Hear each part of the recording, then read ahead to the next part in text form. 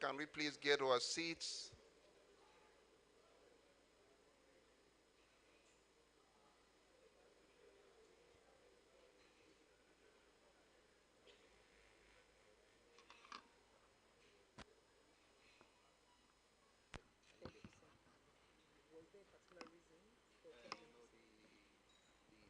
Oladimeji, music please.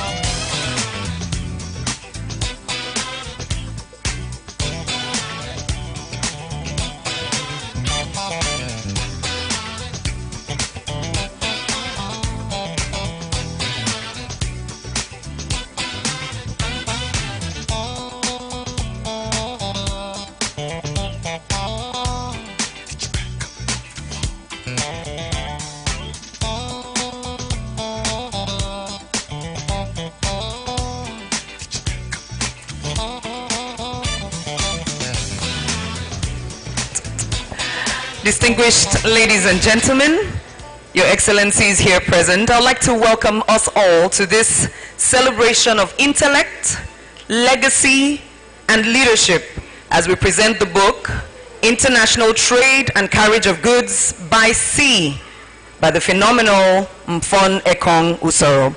May we please rise together for the Nigerian national anthem.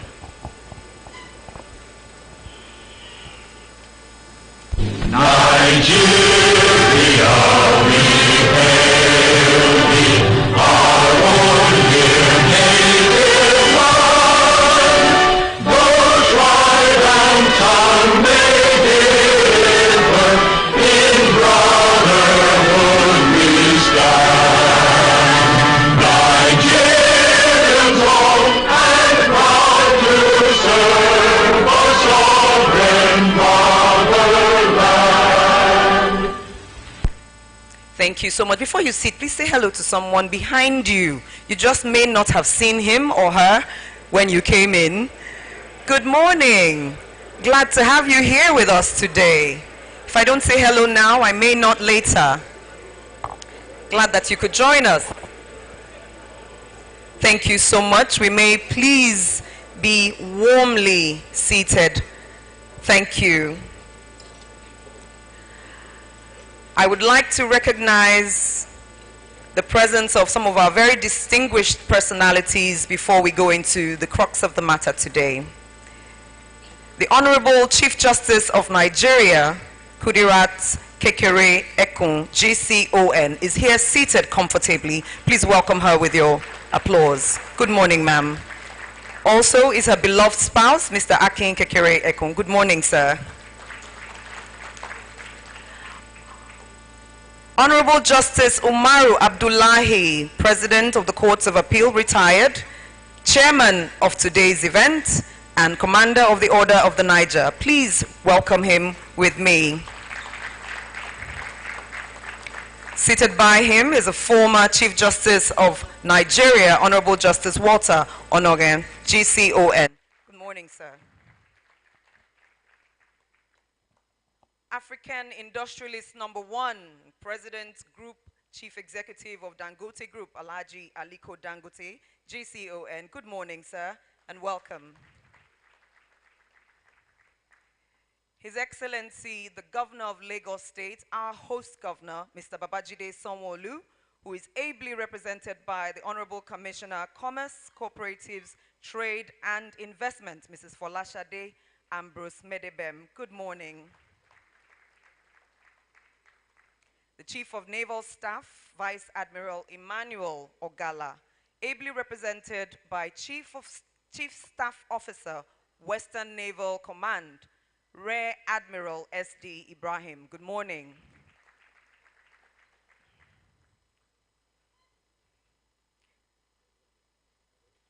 We do expect to join us shortly, His Excellency, the Governor of Akwa Ibom State, and when he does, we shall make it known.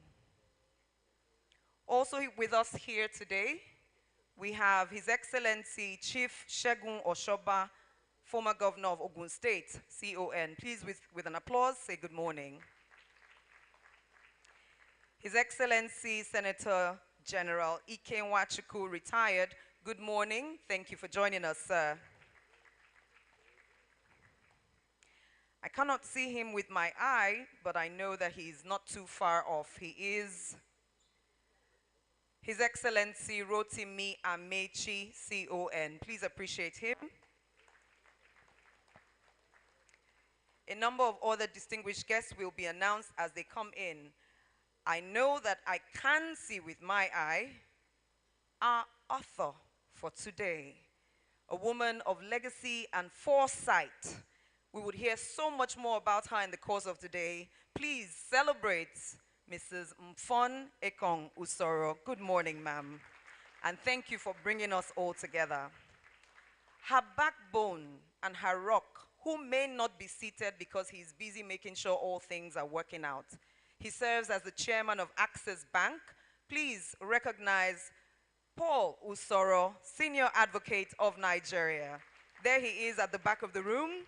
If you will turn your head, you'll see him waving. Good morning, sir, and welcome. Captains of industries here present, many of whom will still be recognized in the course of the day. Senior advocates of Nigeria here present.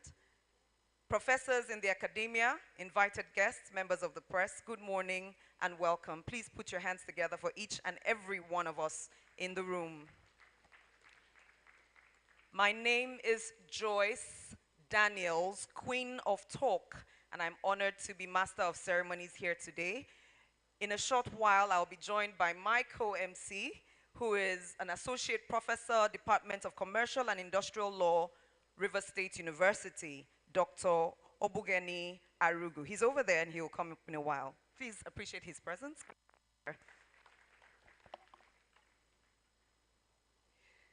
To welcome us officially and to make his remarks, distinguished guests, a highly revered figure in Nigeria's judiciary, a trusted guide, long-standing mentor to so many, including the author in one way or the other, working closely with her in her service.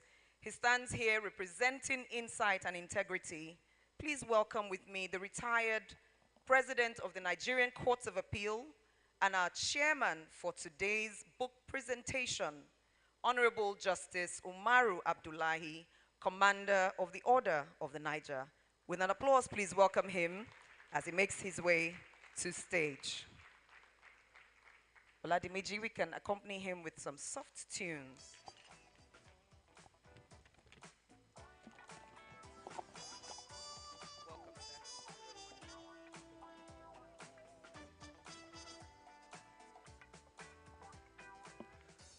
My Lord, the Chief Justice of Nigeria, and her beloved husband, my Lords, spiritual and temporal, distinguished members of the bar, captain of industries, members of the marine family, distinguished ladies and gentlemen. It's a great pleasure for me to be here this morning in this august occasion. It's a privilege for me personally because the family have been very close family friends. So this occasion is also my own, if you will permit me to be associated with that. I read this book and a lot of thoughts went into my head. I said at one time, if I had to turn the hands of the clock back, maybe I'll have studied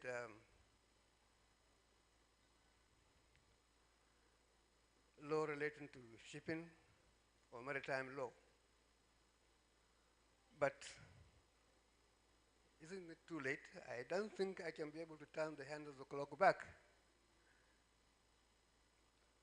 But I'm enthralled. I am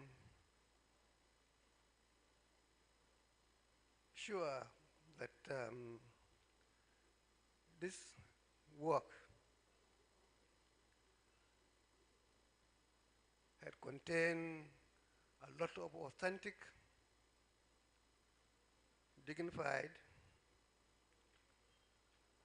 and enthralled version of the maritime law. I believe we shall benefit greatly in welcoming this work into the field at this moment of our development.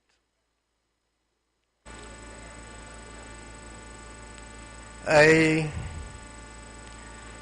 indeed want you to join me in congratulating the author of this work. She deserves to be congratulated because what she has produced is a first-class work in this aspect of the law. And I'm sure the Honorable Chief Justice had realized that because she had lent some hand to hand in this work. So I thank each and every one of you for being part of this family, for being part of this occasion. And I wish each and every one of you a very happy stay with us during this occasion. And at the end of the day, I wish every one of you a safe journey back to the destination. Thank you, and God bless you.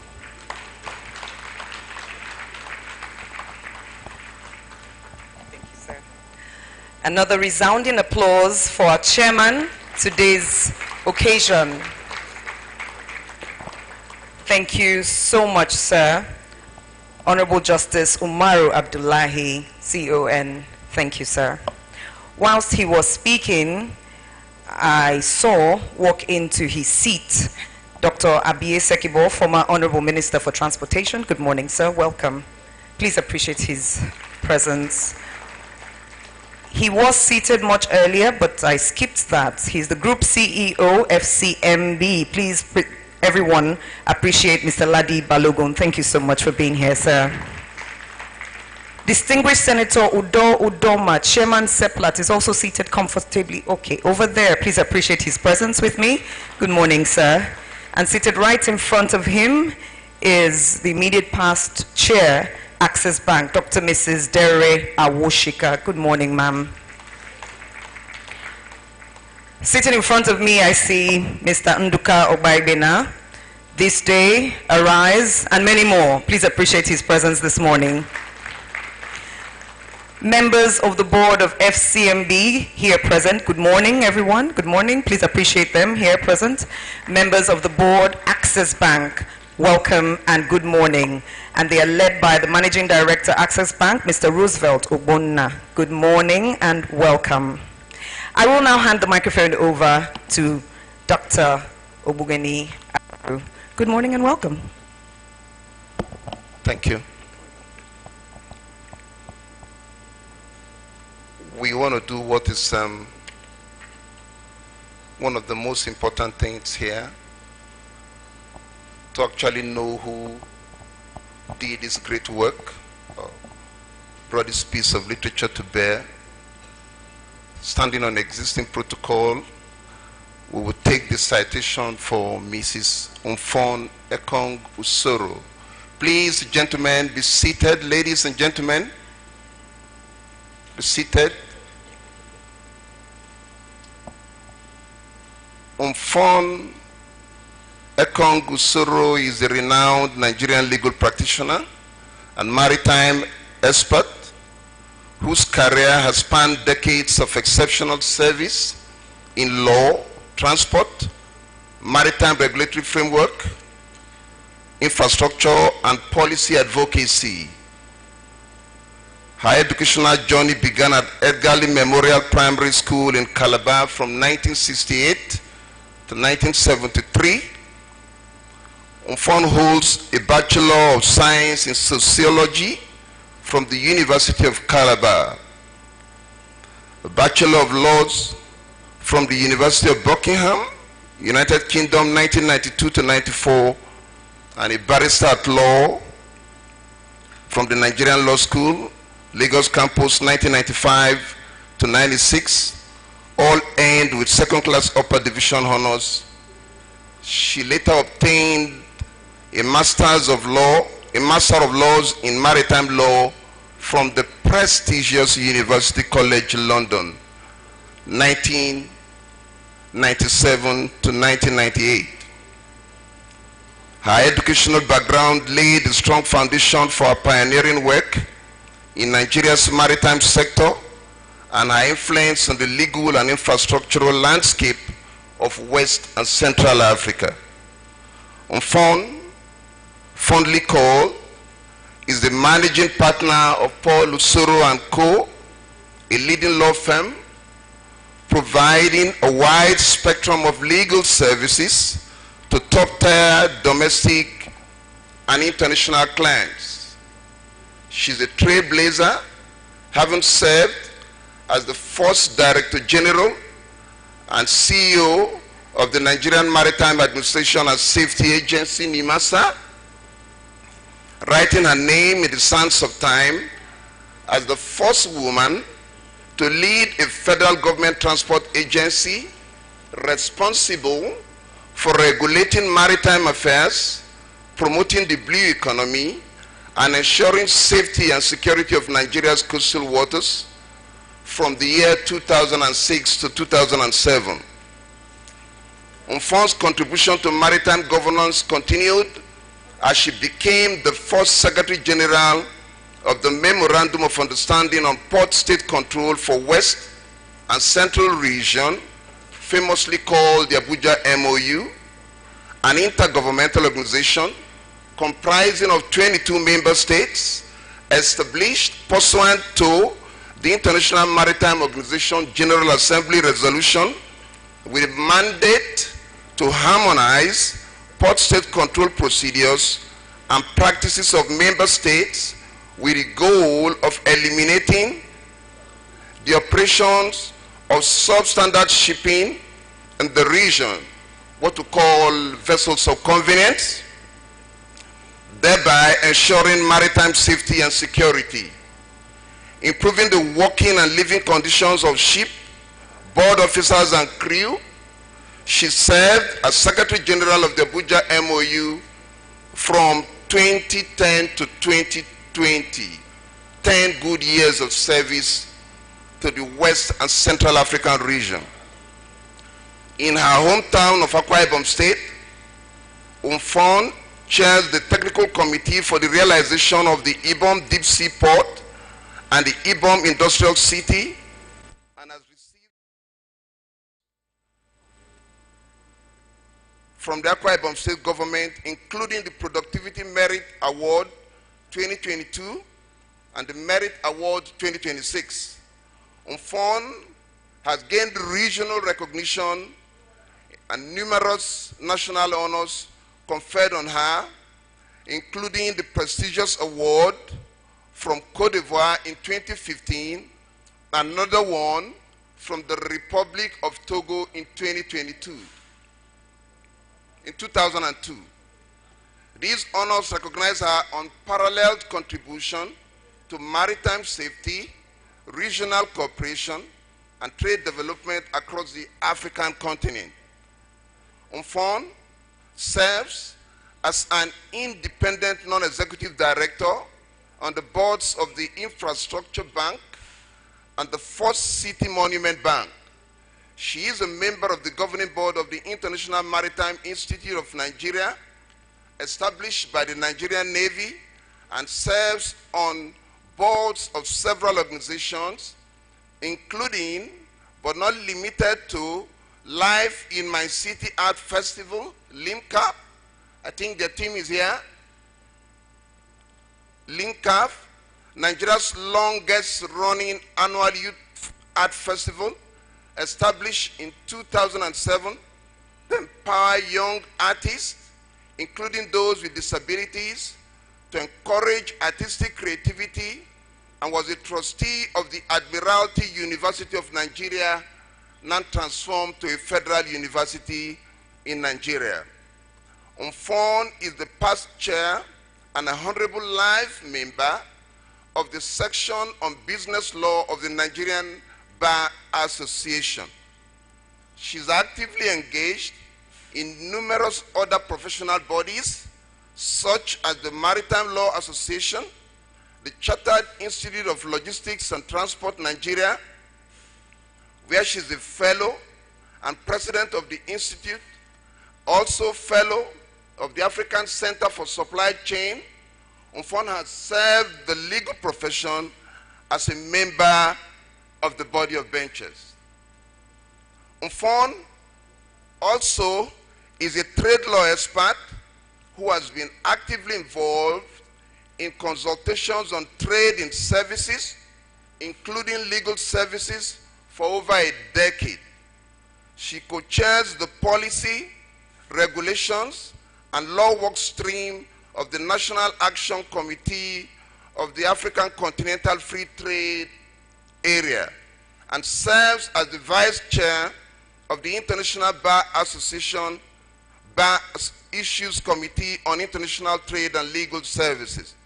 She's the member of the Legal Services Technical Working Group of the UK-Nigeria Economic Development Forum and served as chair of the NBA African Continental Free Trade Agreement Committee 2020 to 2023.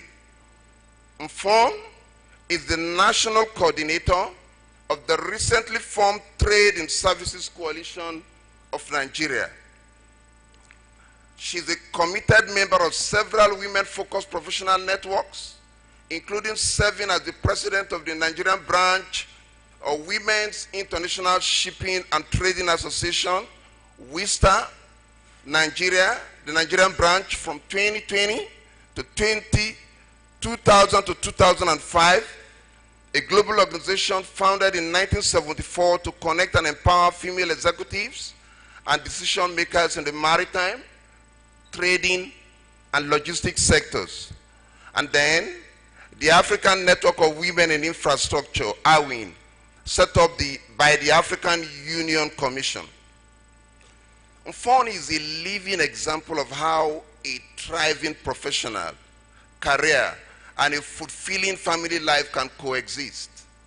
She demonstrated that women can excel in their careers while also loving and living a dedicated life as mothers. She consistently encourages young women to pursue ambitious career goals without perceiving them as incompatible with marriage or motherhood. She's a passionate advocate for financial independence and the power of female solidarity. Renowned for her keen eye in recognizing talent and potential, she uses every platform available to spotlight and uplift emerging professionals. Her unwavering commitment to mentorship has nurtured a generation of impactful leaders and experts across diverse fields, many of whom credit her guidance as pivotal to their success. My life is an example. I was flown to this place from Port Harcourt because she wanted me to be here. And that's what she has done to a lot of people.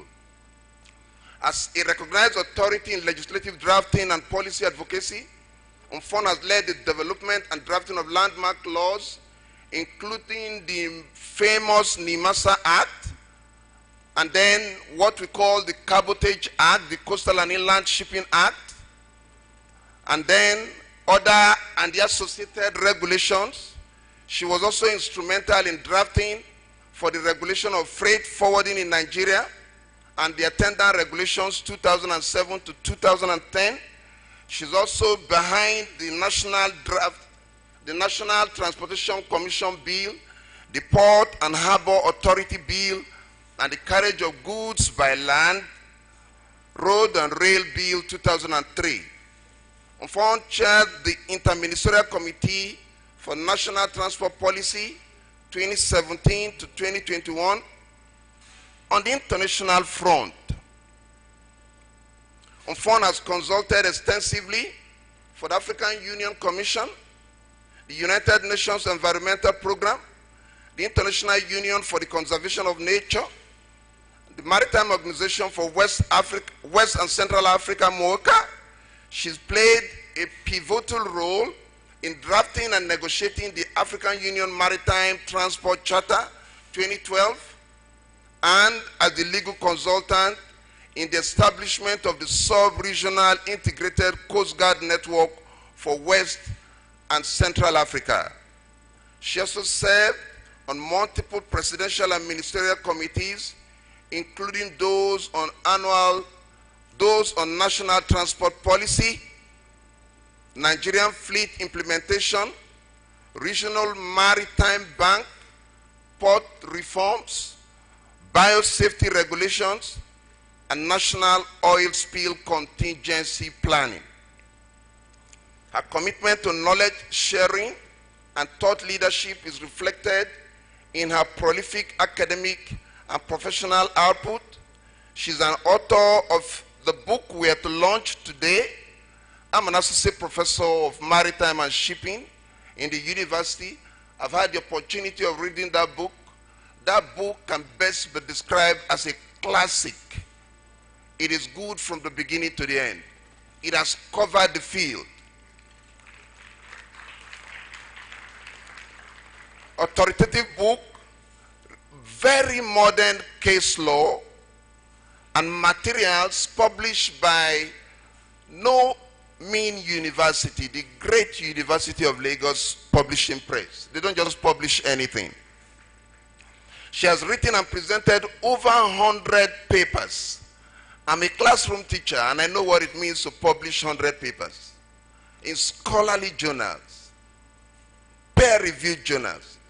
And sometimes when I joke with Madam, I tell her that we have lost you to the business world.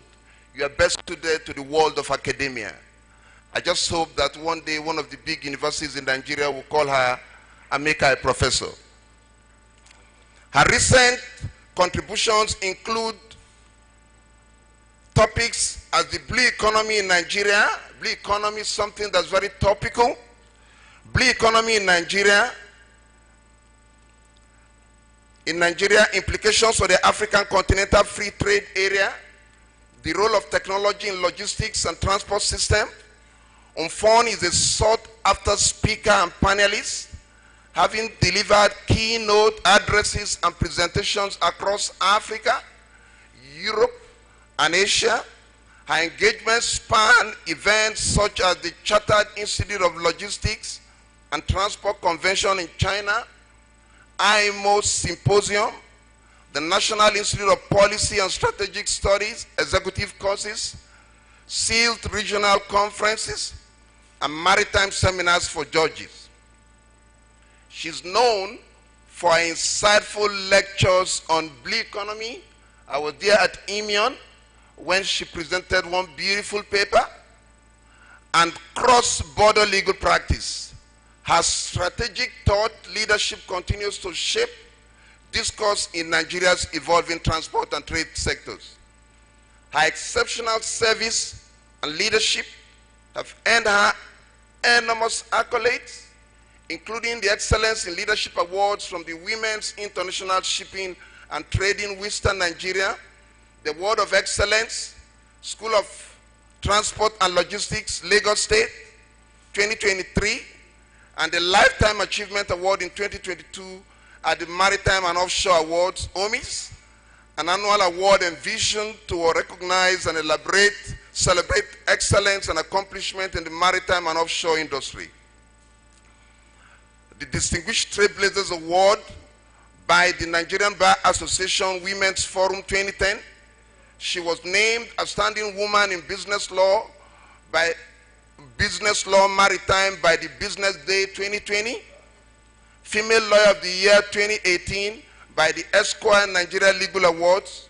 Worcester International Personality of the Year 2011.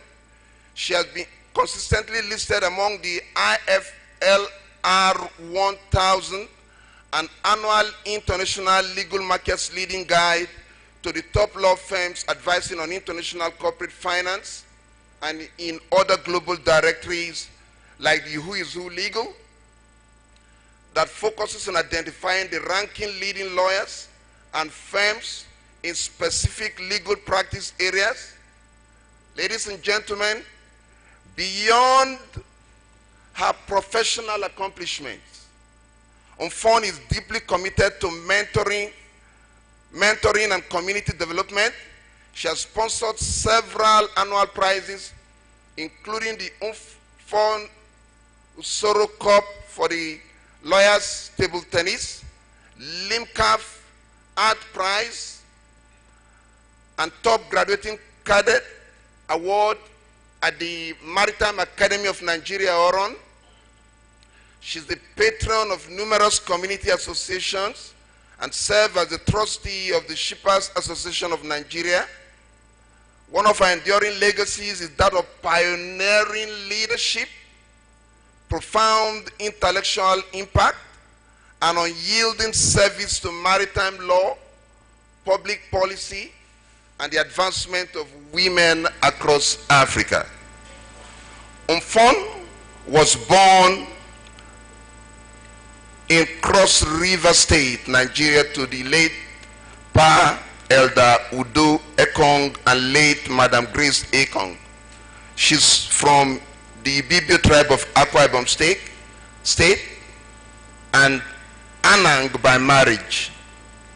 She has been married to her childhood sweetheart and the past president of the NBA, Paul Usoro SN, now chair of the Access Bank Board, since 1984.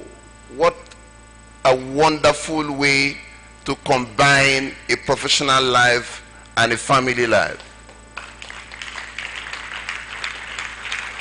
Since 1984, demonstrating a long-standing and committed relationship that all recognize as loving and romantic partnership.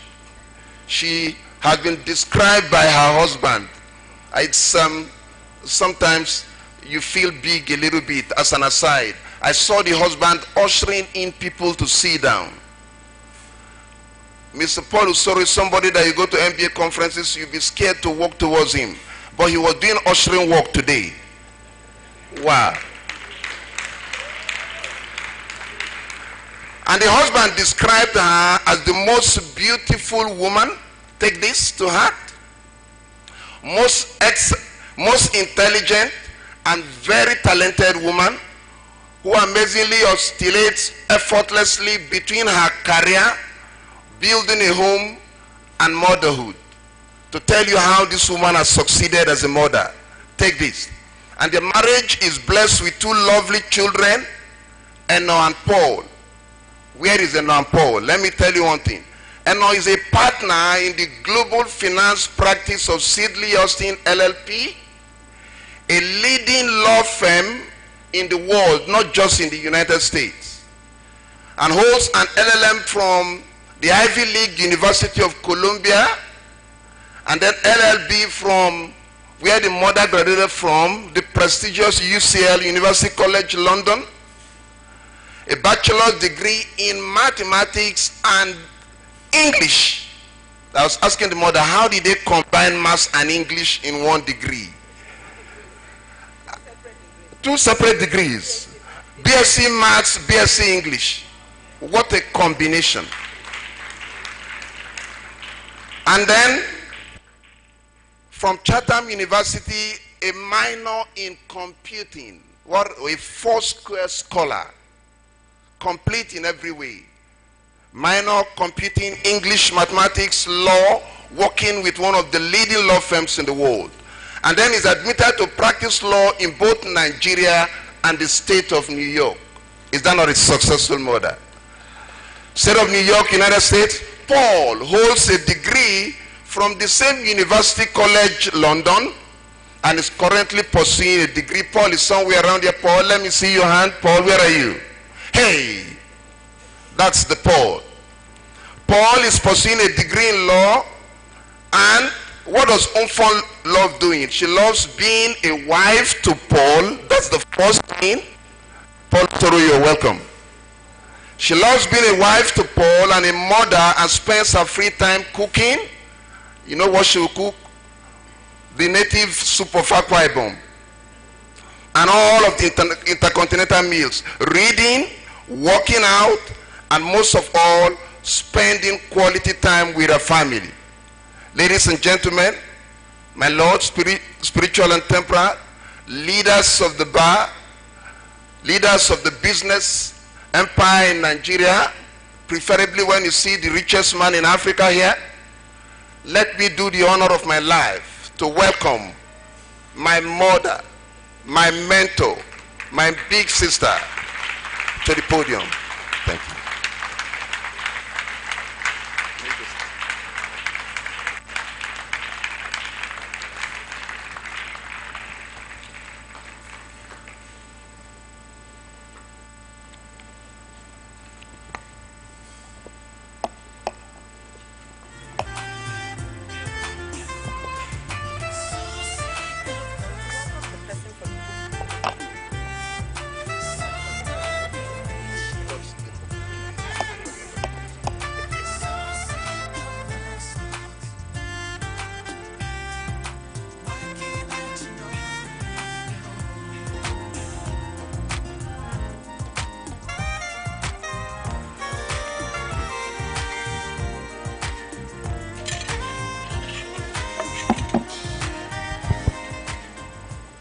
May we at this point please welcome the book reviewer,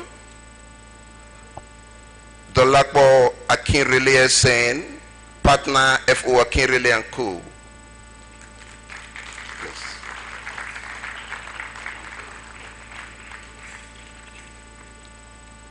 You're welcome, sir.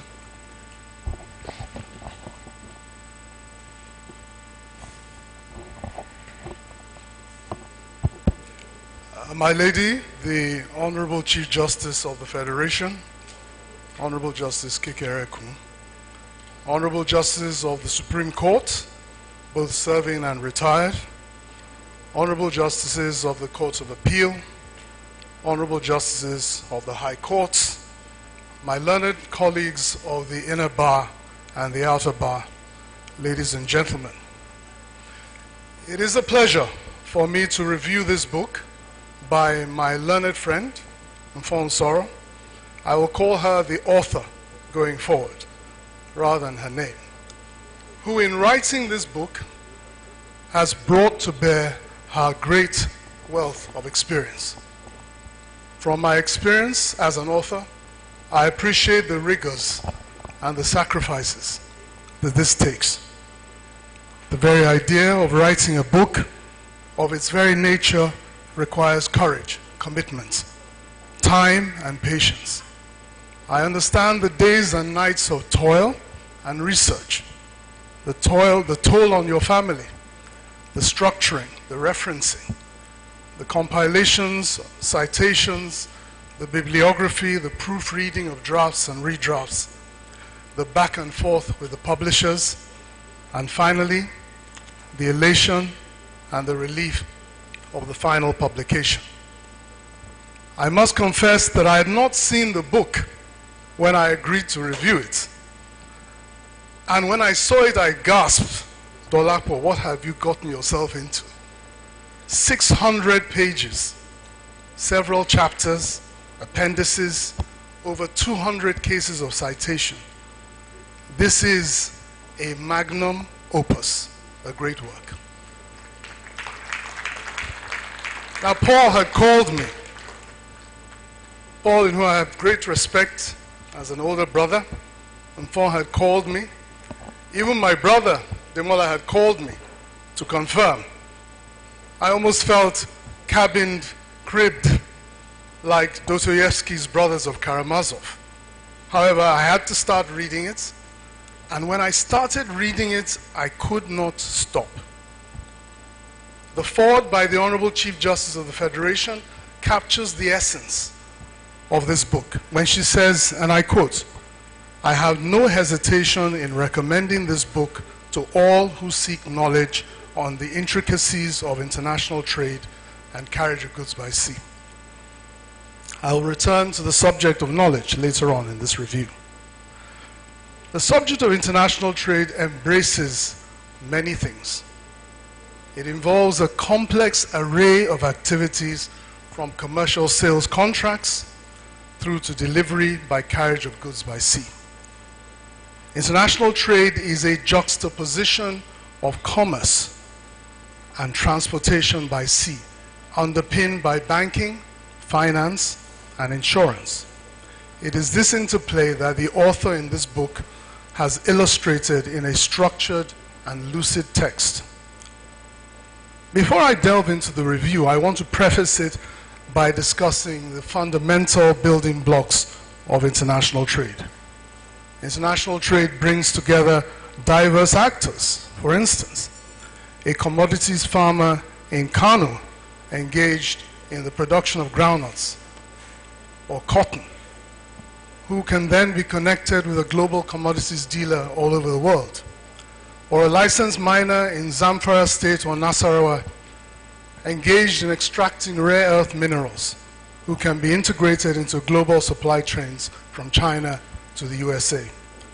Or a cocoa farmer or timber merchant in my state of origin, Ondo, who can be connected directly through several proxies to processors in Europe. Similarly, the rubber merchant in Sapele can be connected to his tire production counterparts in Europe and North America. Or importers of steel or machinery from the east, Onitsha, who can be interconnected with their suppliers in China, Germany, and the USA. This process ends by bringing together shippers, ship owners, bankers, insurers, underwriters, and so on. I believe that these building blocks of trade will no doubt build industrialization within Nigeria.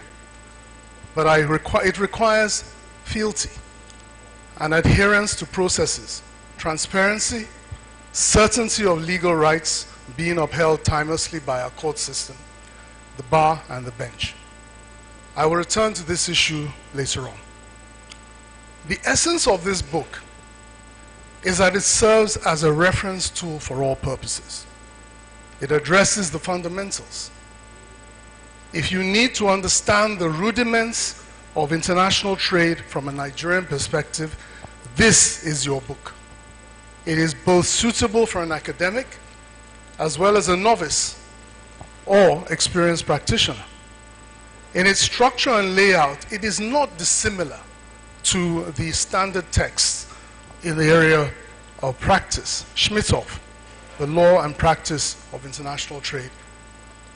A recurrent and important theme highlighted through the book is the need for a constant balancing and rebalancing of interest between buyer and seller, shipper and shipowner.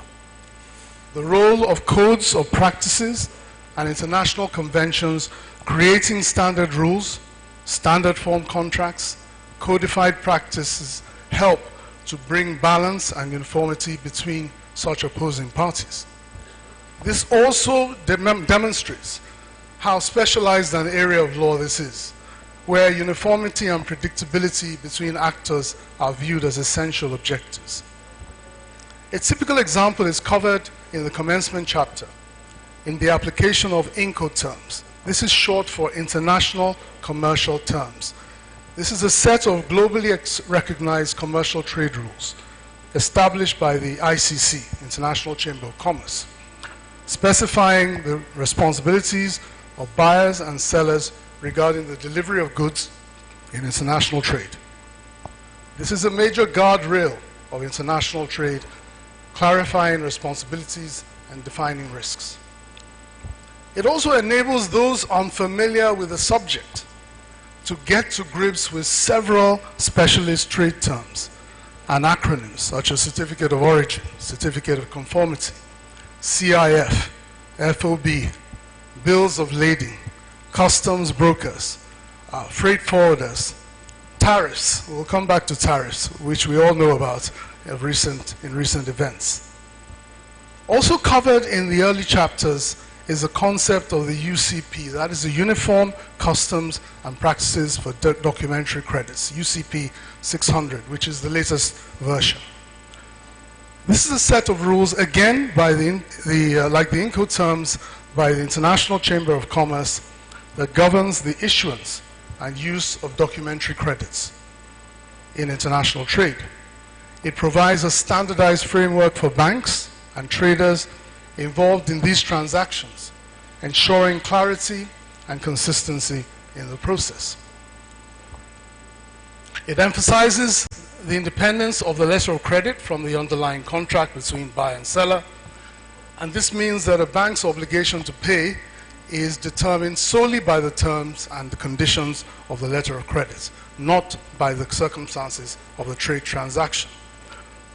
This principle was well illustrated by the author when citing Bello JSC in Nasser Ali and Nigeria Arab Bank in 1986. Well, why do I cite this case? It is sentimental to me. My father represented Nigeria Arab Bank in this case, and I believe Professor Kasumu represented Nasser Ali. It represents the leading Nigerian case on letters of credit. The author then proceeds in the cluster of chapters, namely chapters 3 to 7, to set out in detail the interposition of the ship owner and the shipper into the contract between buyer and seller. It covers the evolution of carriage contracts and the influence of various bodies like the Comité Maritime International, the United Nations Conference on Trade and Development, UNCTAD, and the United Nations Commission on International Trade, UNCITRAL, all geared at harmonization of laws and instruments of contractual arrangements which govern and make the carriage of goods. Illustrating the carriage of goods by sea is often described, as many judges say, sui generis. It is unique. It is a unique area of practice. The influence of international conventions on the standardization of charter party forms and bills of lading also form part of the narrative. There are too many versions to describe.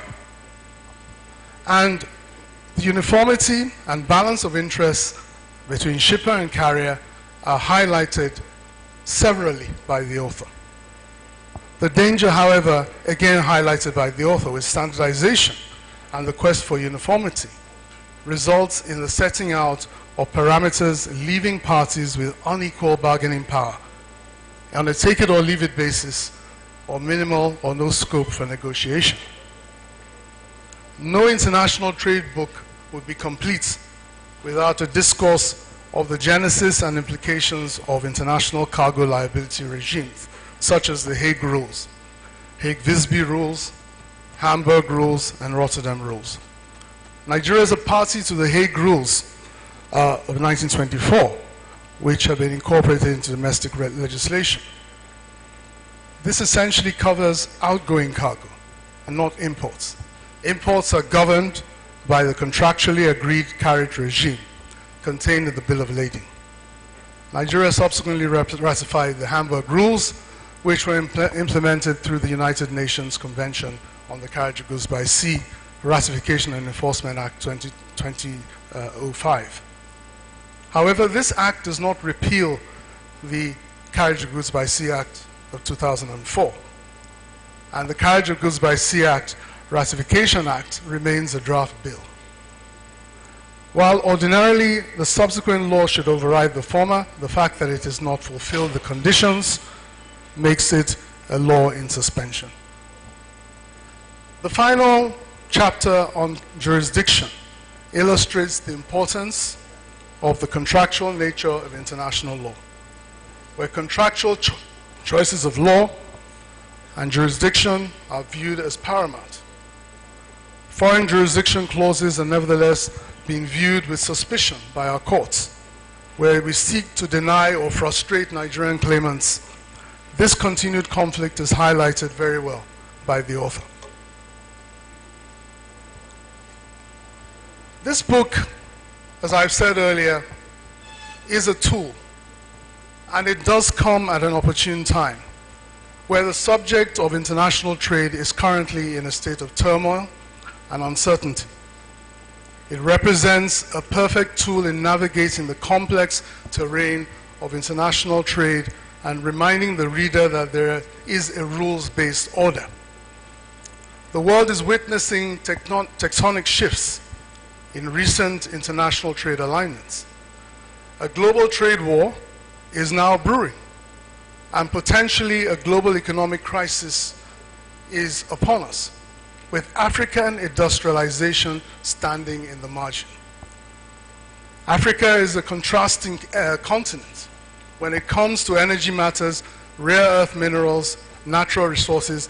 Our ability to transcend our current colonial trading lines and conduct international trade between each other does not just rest on political will and conventions, but on those granular components which are trusted legal remedial mechanisms, which serve as guardrails to commercial actors, and which are covered so lucidly within this book. From a national perspective, we in the bar and the bench must view ourselves as essential cogs in the wheel of international trade. From the farmer to the importer, from our bankers to our shippers to our ship owners, all require certainty. This certainty is based on adherence, fealty to processes and procedures, and it has many limbs: the courts, the bar, the bench, enforcement processes, all working in perfect harmony. This has found a home in countries such as the UK and the US who have prodigious invisible earnings from banking, excuse me, marine insurance. If I could have some.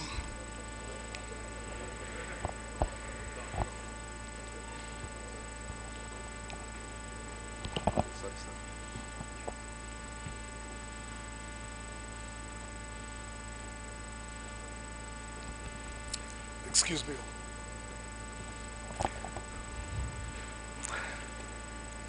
Now, the developed countries such as the UK and the US have prodigious invisible earnings from marine insurance, banking, underwriting, arbitration, all anchored around a robust, proactive, and predictable body of adjudication through arbitration and commercial courts and appeal systems.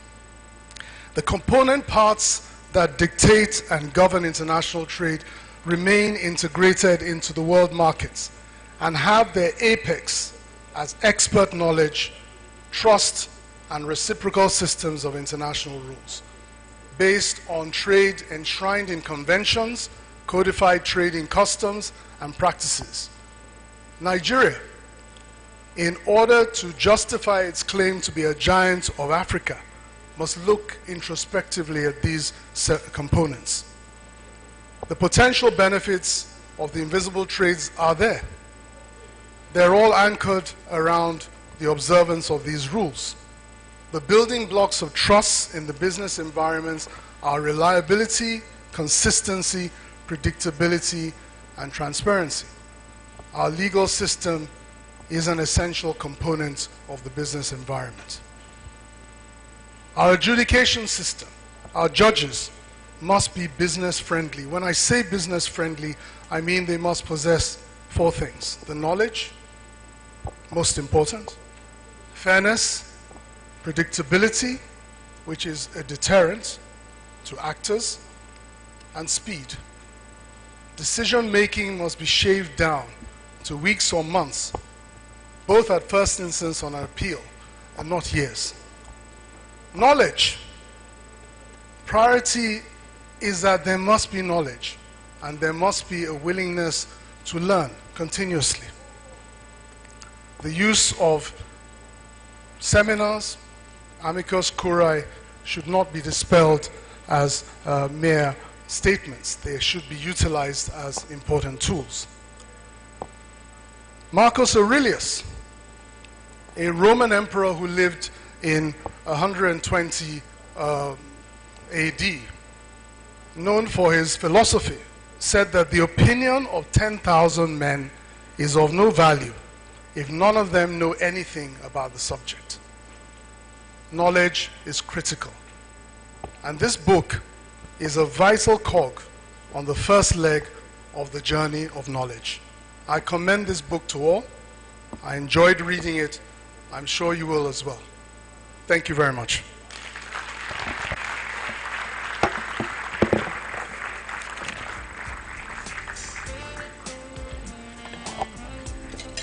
A very thorough job done by our Leonard Silk. Please appreciate the hard work of Mr. Dapo Akinrele, Senior Advocate of Nigeria. Thank you so much. When you are reading the book, please ensure you have a bottle of water by your side, just in case, in addition to a meal, because you would enjoy it so much, and you know how we like to refresh when we enjoy. Thank you once again for doing the book review. Whilst he was speaking, we had walk in the governor of Akwa Ibom State. Please receive and welcome Mr. Mfon Ekong, PhD, pastor. We're honored to have you here with us, sir. Thank you. And before he did, his predecessor, the former governor of Akwa Ibom State, came in with his lovely wife. Please appreciate Mr. Udom Emmanuel, CON, and Dr. Mrs. Martha Udom Emmanuel. At the extreme, I have with us, or we have with us, the former MD NPA, Chief A.B. Sarumi, CON. Good morning, sir, and welcome. To my right, We have the Chairman Access Holding, Mr. Aigboje Aig Imokwede, who is very ably represented by his wife, Mrs. Ofowe Aig Imokwede. Good morning, ma'am. The presiding judge of the Federal High Court, Lagos Division, Honorable Justice Faji, is also here with us. Good morning, sir. Former president of the NBA, who took over from Mr. Paul Usoro, and former governor candidate, Edo State, Mr. Olumide Akpata, is also here. Appreciate his presence. Former president of the NBA, Austin Alege, Senior Advocate of Nigeria, is also here. Please appreciate his presence. The MD, Nigeria Railway Corporation, Mr. Kayode Opeifa, is here. Please appreciate him. He's sitting somewhere. Okay, there you are, sir. Good morning. Also with us, I forgot, I did not realize that I didn't recognize her. And ma'am, I sincerely apologize, because what God has joined together, let no MC put asunder. She's the wife to Senator Udo Udoma. Herself, Mrs. Sally Udo Udoma, former General Counsel, Chevron. Please appreciate her presence. Good morning, ma'am, and thank you.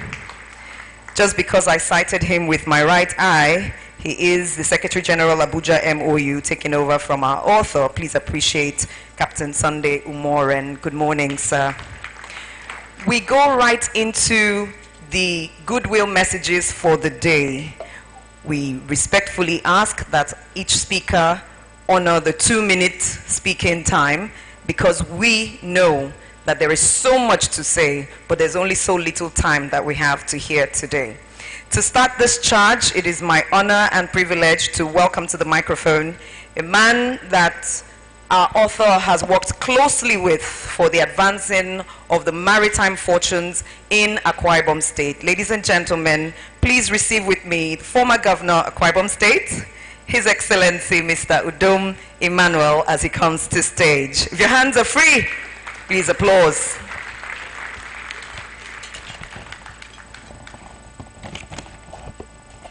Welcome, sir.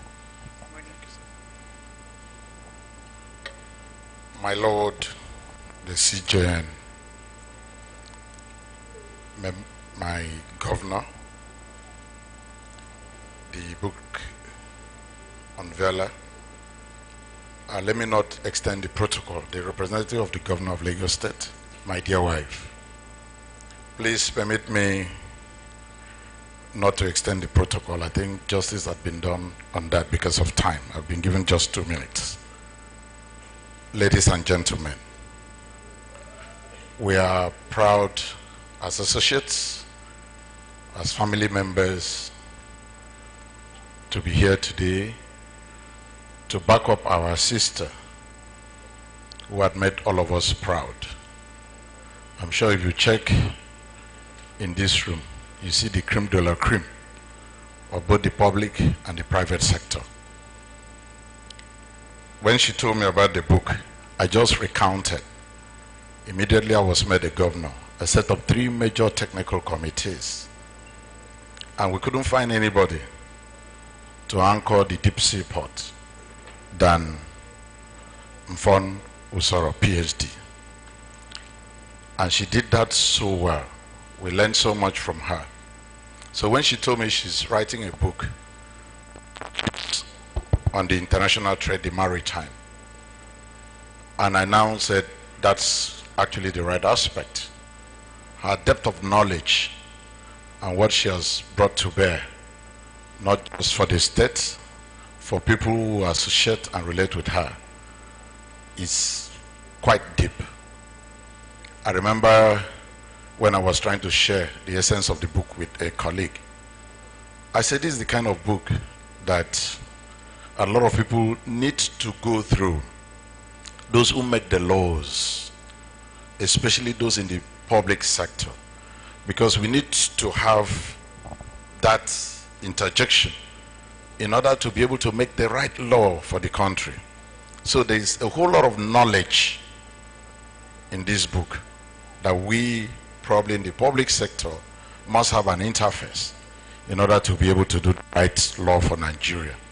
So today, on behalf of all of us, I just want to welcome, I'm glad to see the caliber of people I've seen in this room. It cuts across the political class, the private sector, the judiciary, those of the bench, those of the bar.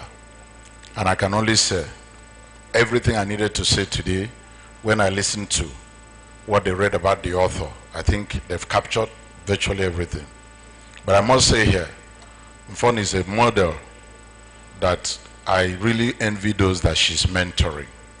Because how she balances both the private life at home.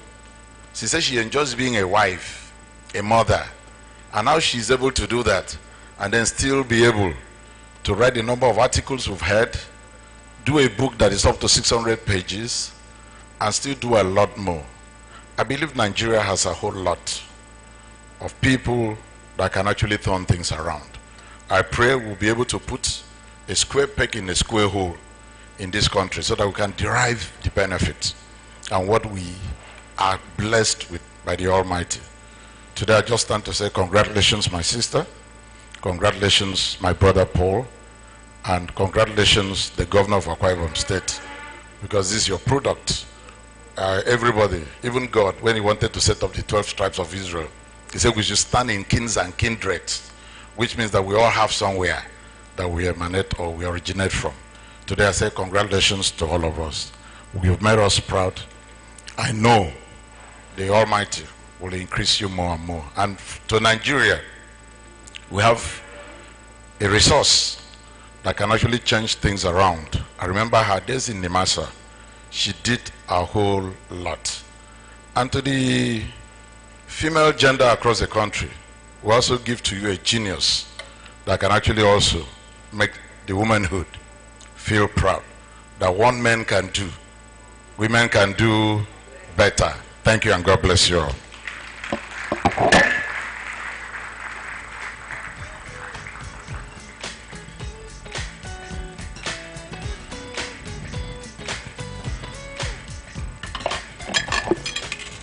Our sincere gratitude to His Excellency Mr. Odom Emmanuel, former governor of Akwa Ibom State, sharing goodwill and also keeping within his 2 minutes. Please appreciate him, everyone. Thank you. Whilst he was speaking, I was told that the former DG Nimasa, Dr. Dakuku Peterside, is in the room. Please, sir, good morning and welcome. I haven't seen you, but I hear you're here. Are you here, sir? I hear you're here. All right, welcome and good morning. Also with us, we have General Godwin Umor, retired OON. Please appreciate his presence. Rear Admiral Francis Akpan, retired, is also here. We say good morning to you, sir, and thank you for honoring us. And the former Director General Stock Exchange, Mr. Oscar Uyima, is also here. Good morning and welcome. Thank you so much.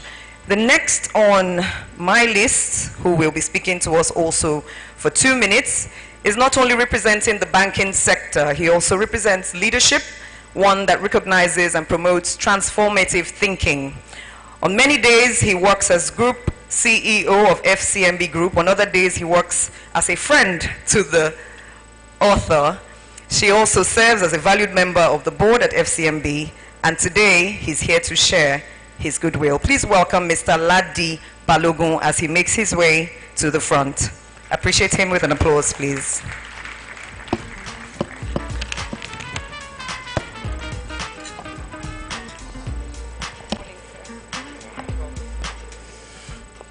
Distinguished ladies and gentlemen, Your Excellencies, all protocols duly observed. It is my great pleasure to stand before you to celebrate this book. The author, who is also a director of FCMB Group, or FCMB the bank, I should say, pardon the error, and of course her husband, a dear friend and older brother.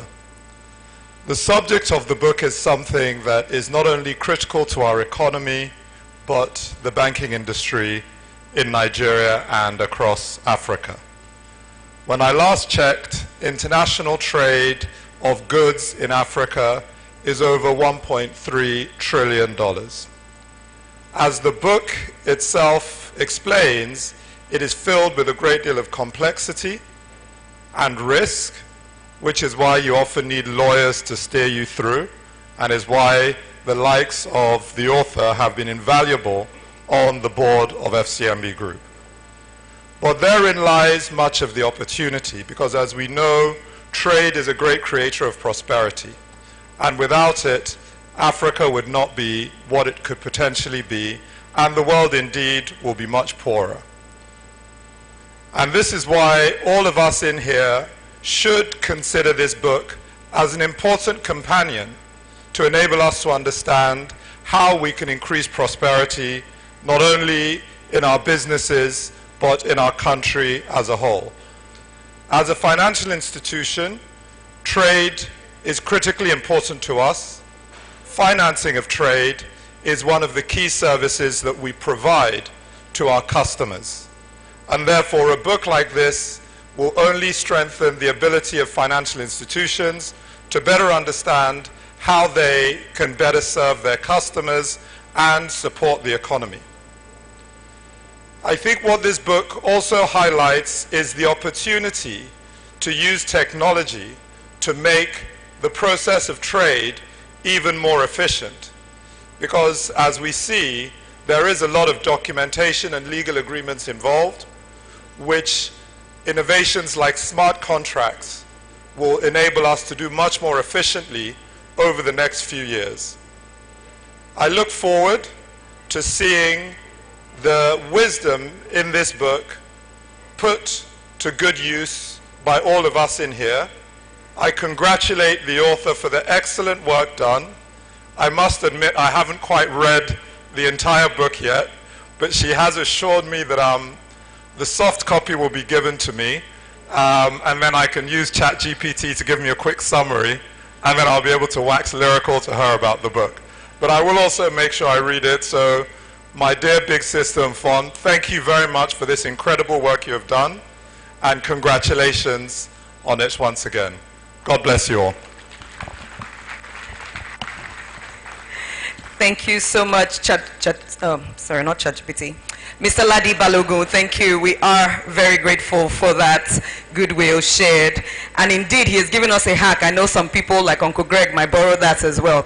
But no, Uncle Greg likes to read long form. You would know when he comes up to speak. Please appreciate the Group Chief Executive Officer, FCMB, Mr. Ladi Balogun. Thank you. I'm told that the Executive Secretary and CEO of the Nigerian Shippers Council is also here. Welcome, sir, Mr. Akuta Pius Okeima. Thank you for honoring us with your presence this morning. Our next speaker for 2 minutes is a leading voice in maritime law. Whenever I personally see her at any event, I get excited because whenever she speaks, she comes with some balance between her legal profession, some native wisdom, some femininity. She just oozes of glory in no other way that I can explain it. And you were about to experience her. She herself and the author have walked similar paths, not only charting new causes in maritime law, but also for women, I dare say. Please welcome the President of the Nigerian Maritime Law Association, Mrs. Funke Agbo, Senior Advocate of Nigeria. If you are not a silk, please keep clapping till she gets here.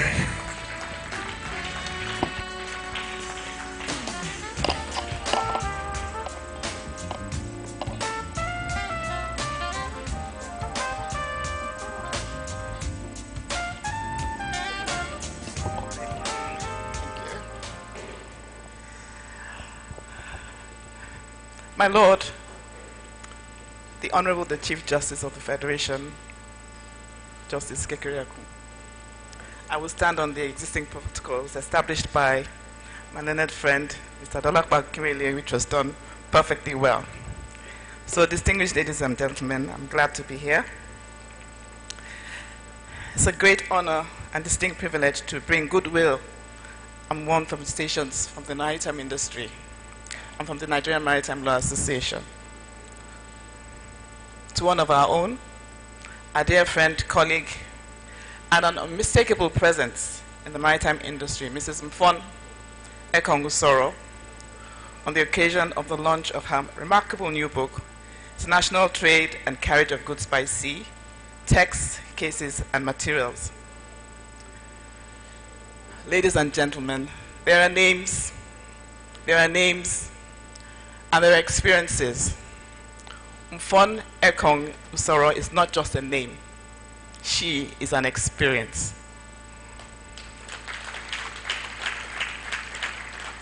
You cannot meet Mfon anywhere by mistake or by chance or deliberately without experiencing her.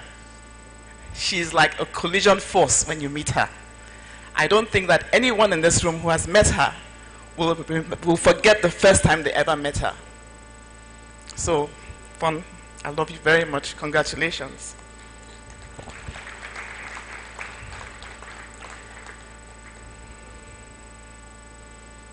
Okay.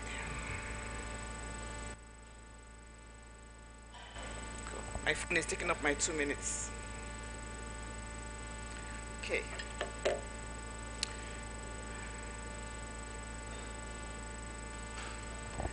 Mfon is an institution in her own right. Her voice, her intellect, and unrelenting pursuit of excellence have long enriched the development of maritime law and policy, not only in Nigeria, but across Africa and beyond. Mfon embodies the best of legal scholarship, regulatory leadership, and professional integrity. She has shaped and enriched the maritime legal landscape in ways that cannot be overstated through her thought leadership, her pioneering work in maritime administration, and her unwavering commitment to excellence. This book is a reflection of that legacy. I was privileged to write the foreword, which is the first word on this book. It is both a scholarly and practical triumph. By weaving together international legal instruments, Nigerian and foreign case law, statutory provisions, and academic commentary, Mfon has created a resource that is at once rigorous, accessible, and immensely valuable. Her work brings clarity to complex legal doctrines and provides insight into how legal principles are applied in the real world of international carriage of goods by sea. This book is yet another testimony to her commitment to shaping and strengthening our knowledge base, offering to the legal community, the judiciary, academics, and industry stakeholders a resource that is timely, comprehensive, and deeply relevant. The Nigerian legal profession is proud of this achievement, and we commend her for her scholarship, her industry, her generosity in making her knowledge accessible. May this book serve, and I know that this book will serve as a lasting legacy and a beacon for future generations of lawyers, students, and maritime professionals. Mfon, the experience, we celebrate you. Congratulations on this outstanding contribution. I give you, Mfon, the excellent one.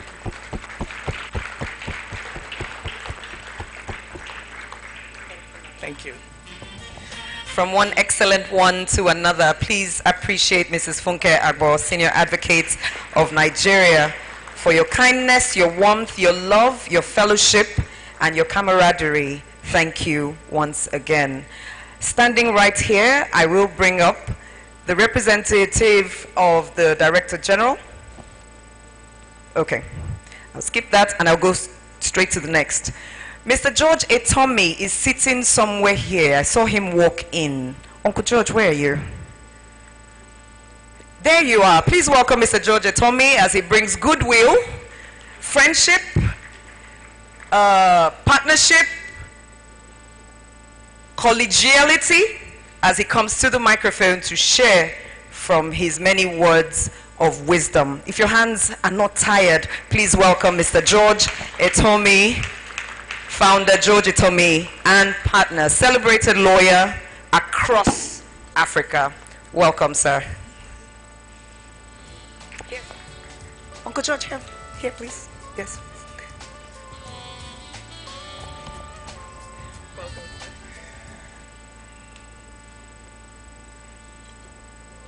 My Lord, the Chief Justice of Nigeria, may I respectfully stand on all protocols. Now,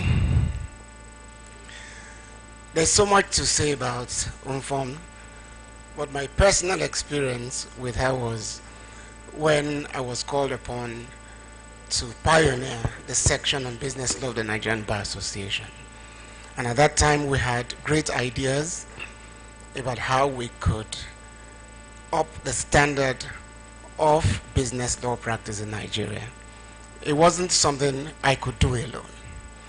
And in carefully choosing my team, Mfon popped up. She became, as they say, my right-hand person.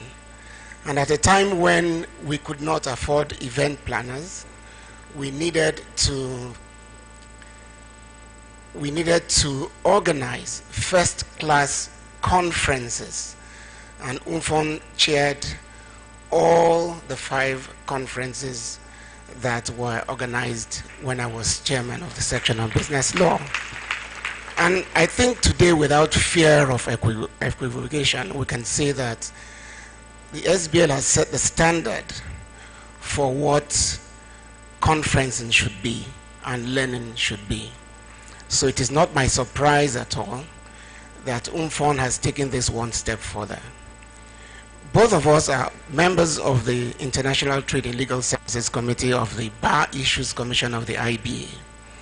And currently she's the vice chair, so someday in the near future she'll be chair of that very important committee of the International Bar Association.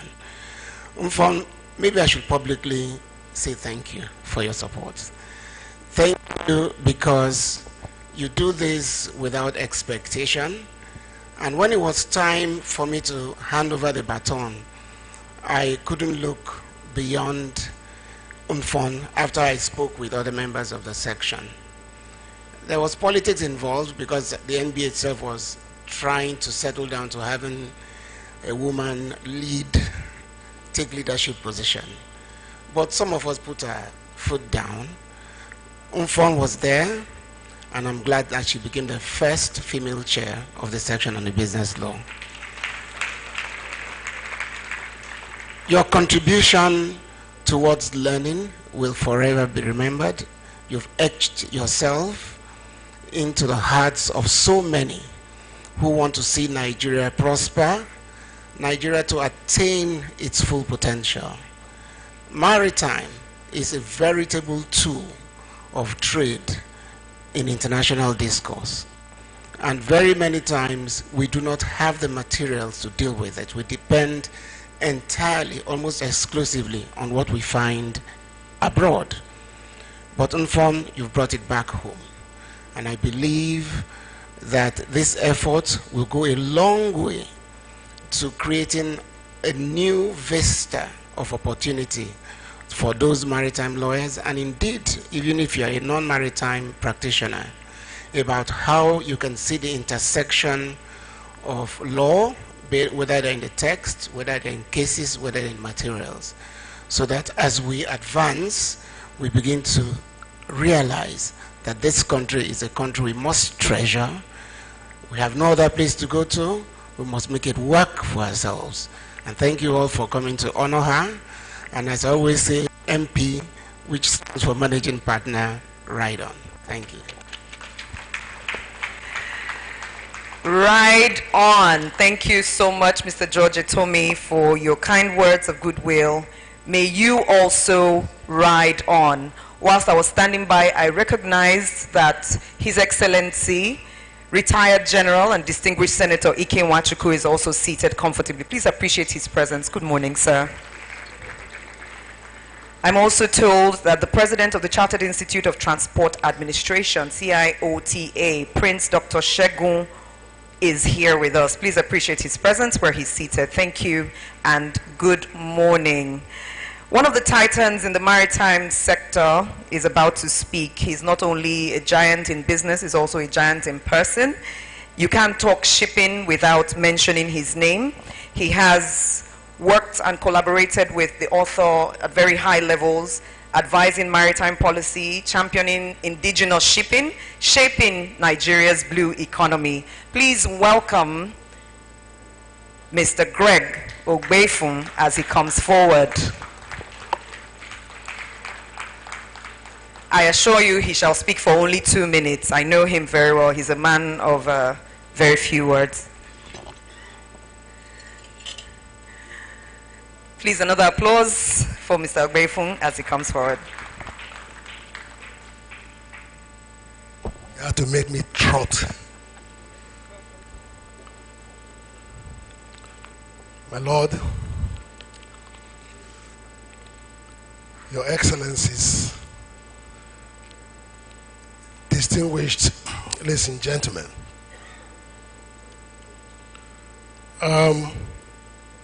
it is both an honor and a privilege to have to deliver the goodwill message on behalf of the shipping and trade sector of our nation on the occasion of the formal presentation of the book that we are unveiling today. A monumental work authored by a trailblazer and a deeply respected figure in our maritime and shipping industry, Mfon Usoro. It is symbolic that today's event is coinciding with the day it was announced that the federal government of Nigeria has approved the national policy on marine and blue economy. Today's event marks more than the unveiling of an academic publication. It is a celebration of an extraordinary legacy, a lifetime of service and impactful contributions to the development of the maritime education policy and practice in Nigeria and internationally. Mfon Usoro's name is etched indelibly in the annals of Nigeria's maritime history. Her distinguished career has been characterized by a relentless pursuit of excellence, visionary leadership, and a deep commitment to international development, institutional development within the maritime and shipping sector. She has played an instrumental role in shaping the legal, as you've heard, regulatory, and policy frameworks that govern our industry today. Her impact has been felt not only in Nigeria, but across the entire West and Central African region. Now, many of us remember her groundbreaking appointment, it's been mentioned before, as the pioneer Director General of Nigeria Maritime Administration and Safety Agency, NIMASA, in the year 2006. At a time when the agency was finding its foot, she laid a solid foundation for what has grown to become Nigeria's foremost maritime regulatory institution. Her tenure was marked by institutional reforms, capacity building, and the strengthening of Nigeria's compliance with international maritime conventions. Beyond our shores, Mfon served with distinction, that has been mentioned before, in all her roles, whether at national, regional, or international levels. Mfon has exemplified what it means to be a servant leader, committed to the growth of institutions, the nurturing of talents, and the development of sound maritime policies. She has also played a critical role in capacity building through her tireless mentorship. Again, this was alluded to before, and support for maritime professionals, academics, and young people aspiring to enter this field.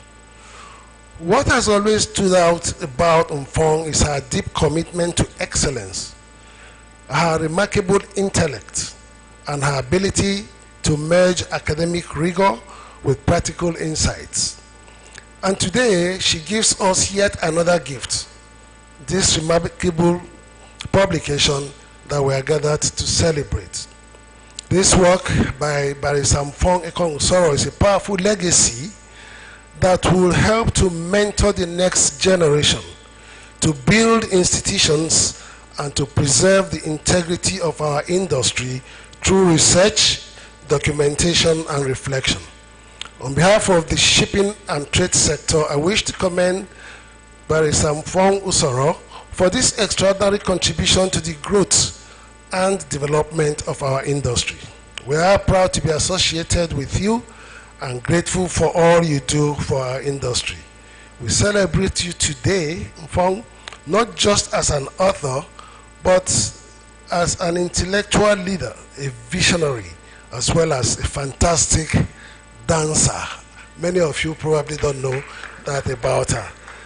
May this book inspire a new wave of maritime professionals, and may it stand as a testament to the excellence that defines your career. Congratulations once again, and thank you for your enduring service to our industry. Thank you very much.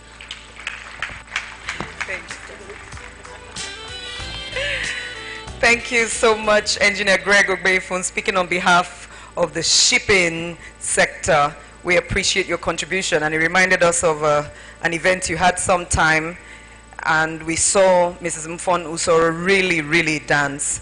Thank you, sir, for goodwill. I'm told that the former Managing Director, UBA, Mr. Bath Ebong, is also here. Good morning, sir, if it's still morning.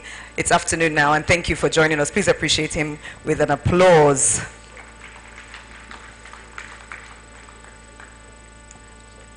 I beg your pardon, Union Bank.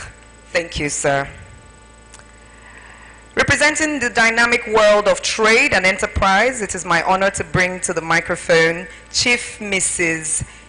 Chinwe Ezenwa. We saw her works out there at the art exhibition from Lilok Bags. She's not only at the intersection of industry and innovation, but she also symbolizes resilience and, I dare say, women in business. Please welcome her as she comes with words of goodwill for 2 minutes.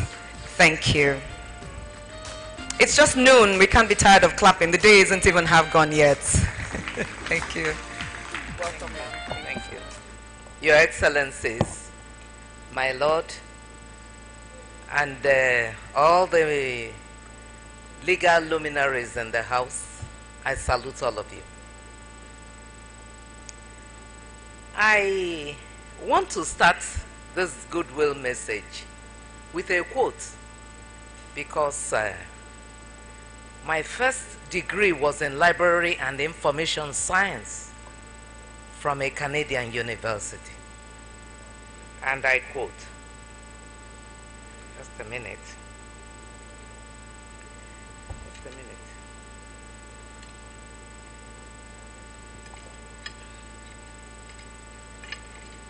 And I quote, "Without books, history is silent, literature is dumb, science is crippled, thought and speculation at a standstill. Without books, the development of civilization would have been impossible. They are agents of change, windows on the world, and lighthouses erected in the sea of time. They are companions, teachers, magicians, bankers of the treasures of the mind." I come here today to celebrate a woman I call my leader. Many people hear me call her my leader, and they don't know why. Many years ago, while I was in the Ministry of Transport, we went on a delegation to Algeria for an African Transport Ministers Conference.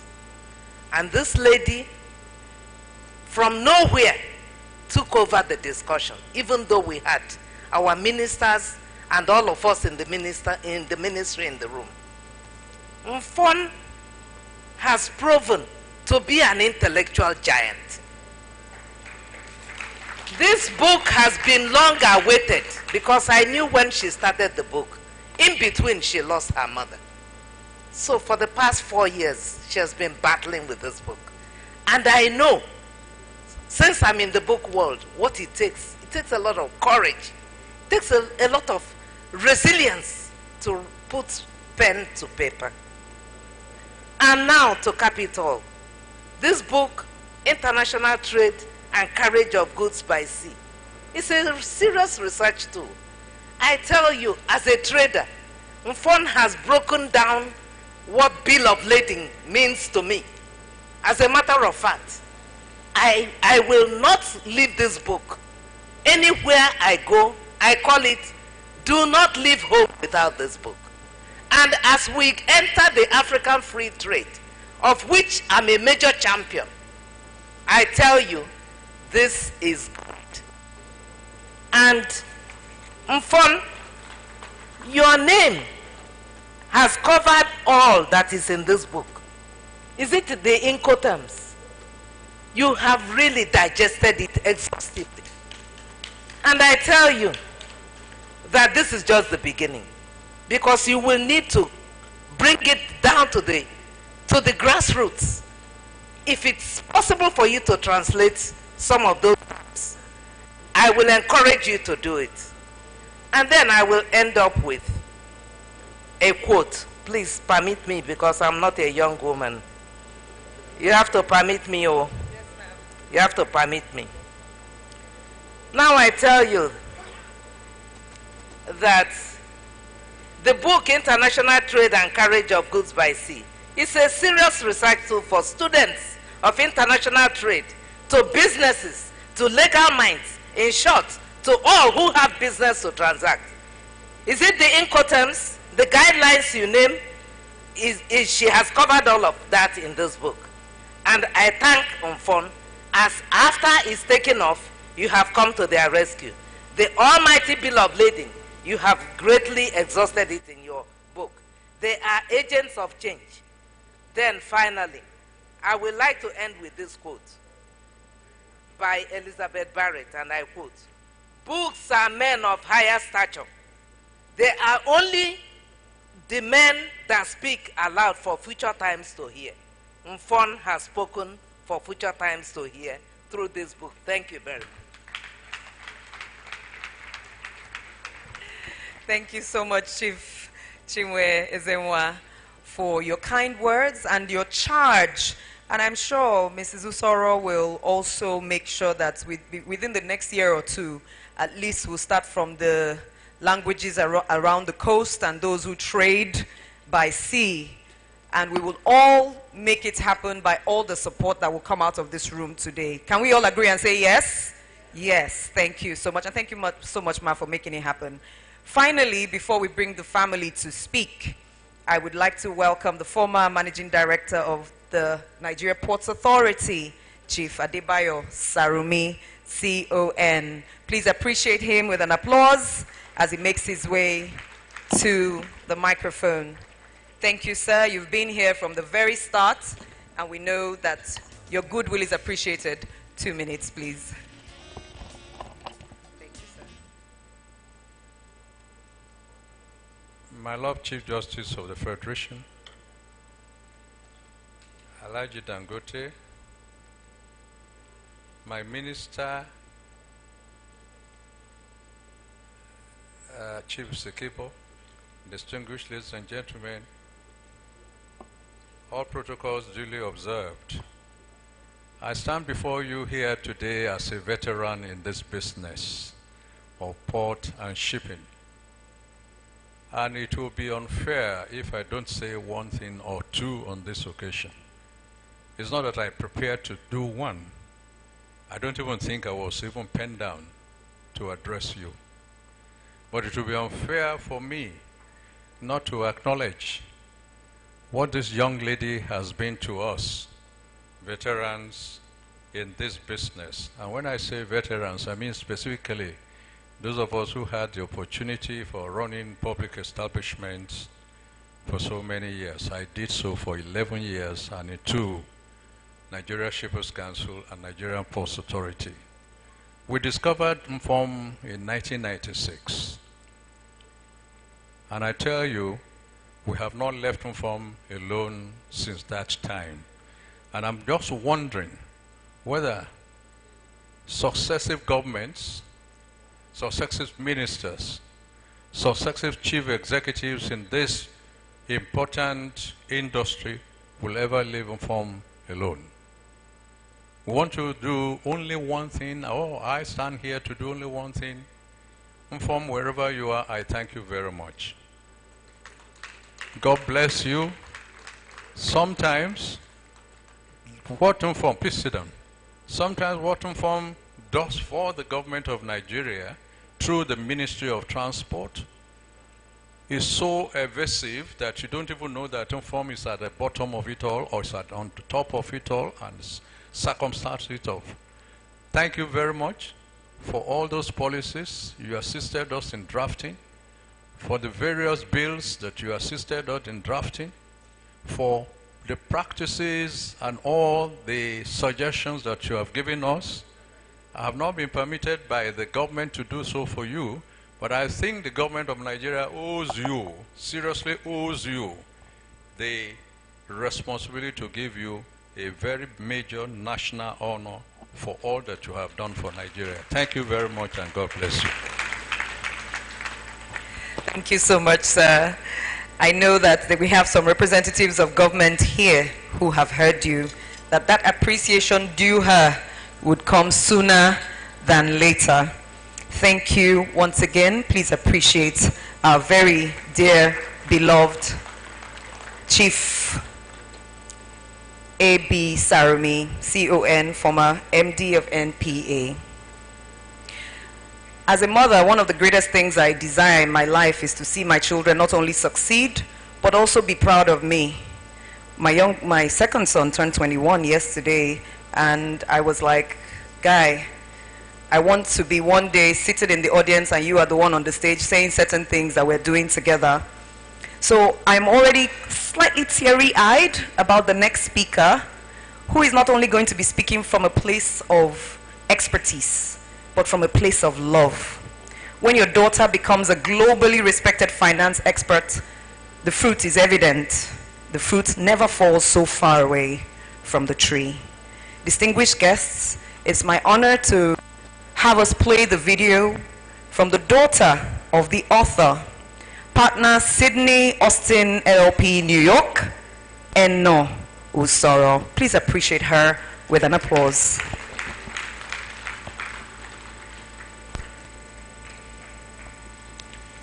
Sam.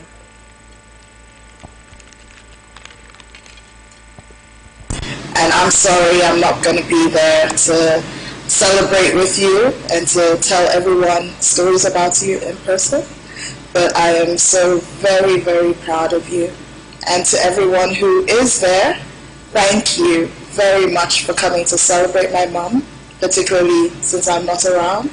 So thank you for those of you who have been part of her career, part of her life, for in some cases decades, and who have seen her grow.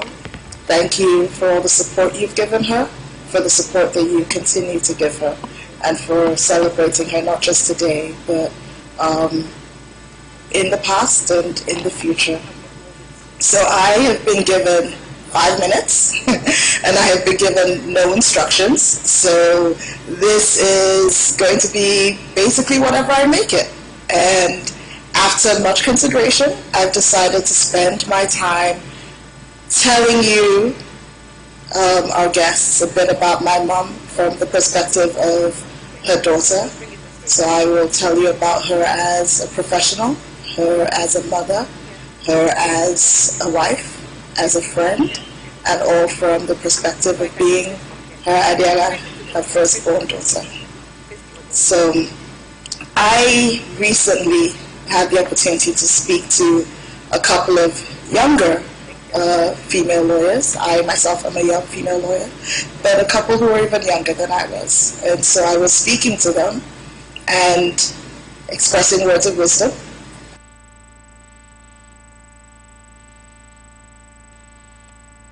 Ended up not drawing from my experience, but from my experience watching my mom and watching my dad in their professional careers.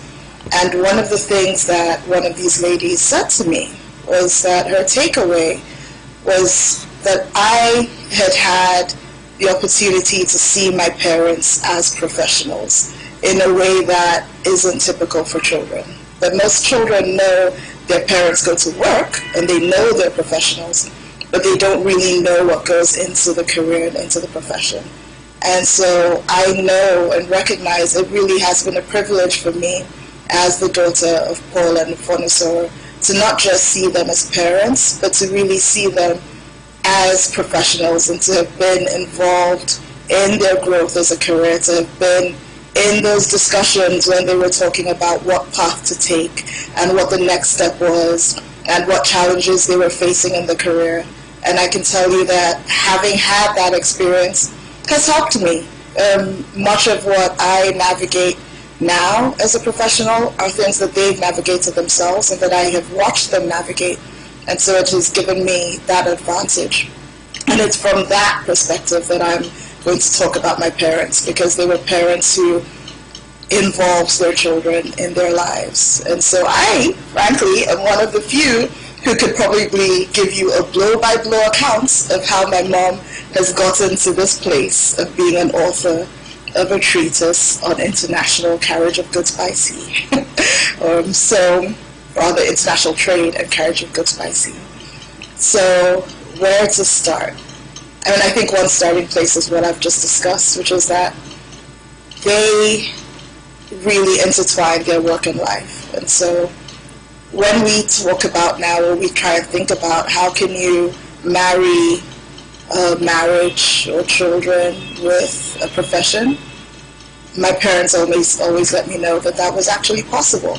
And there are obviously many different ways to do it, but one way that my parents and my mom did it was that they made it such that their children were part of their profession. So we went and visited them in the office. They had work occasions, conferences that they would take us along to. There were trips that seemed to be vacations to us, but were really work trips for my parents, and I'm going to touch on some of those as I discuss my mom. But sort of dating back, I will say one thing about my mother is that she's always been industrious, even before she started her legal career.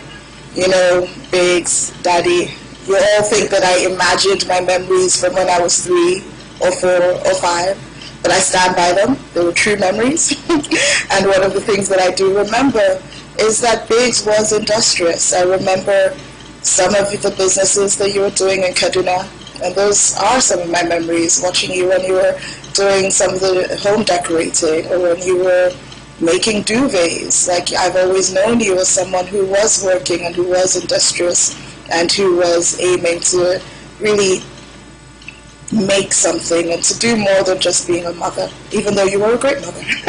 And part of the reason that I remember this is because I was there when you were doing those things. So you didn't leave me behind at home. You took me along, and so I got to see you in your elements as a professional. And then when you went to study law in Buckingham, you went with me and Paul. I was 6 and Paul was, let's say, 2 going on 3. And that's a huge feat for you to go with 2 children for an intensive 2-year law degree. But you did it, and not only did you do it, you excelled at it. I still remember you winning moot courts, not once, but twice.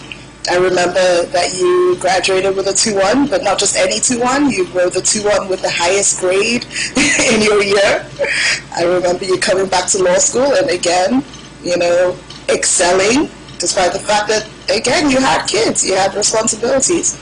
But you did the whole law school thing, you excelled, you practiced. I remember you going to court on occasion and being very much yourself. I have a clear view of you, watching you in court, and everyone is looking staid, and by that time you had started dyeing your hair red. And I was like, look at my mom with red hair in this courtroom. But that's always been you. Everyone knows. I hope that you took my advice and that you wore colors today. But everyone knows you wear colors. You are yourself. You dress in a way that makes you happy, that is very, very put together, more put together than I am sometimes, but very put together, very elegant, but also very fashionable. And you weren't constrained by expectations or by some of the strictures of society. You focused on, yes, looking elegant and looking really glamorous. And that goes in more than just, of course, the looks. The red hair was an example. But just in general, you were very much and you are very much yourself. And that's inspiring, and that's something that I have learned to do, to be comfortable in my skin and to present as myself, to show up with my pink jackets, which I have worn to work and I get lots of compliments about. Show up with my colors, with my hair natural, because I want to keep it healthy. All of those things, having that courage to do so in a professional network and to be able to say, okay, this is who I am and my work is good enough. That's all stuff that I learned from watching you. And so we go through the law school. I'm jetting through this because it's only 5 minutes. But we get through the law school, and we are in UCL, where you went for your master's. And again, you went, Paul was with you.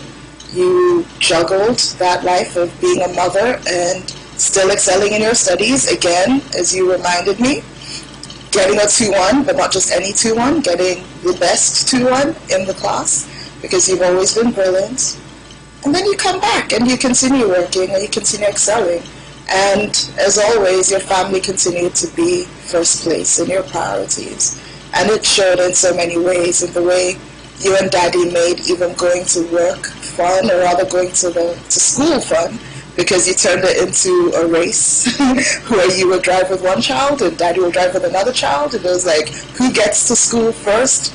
So even though you were working, Paul and I always felt like we had your attention. We had moments where we would play Monopoly, we used to play Scrabble, we used to play Ayo.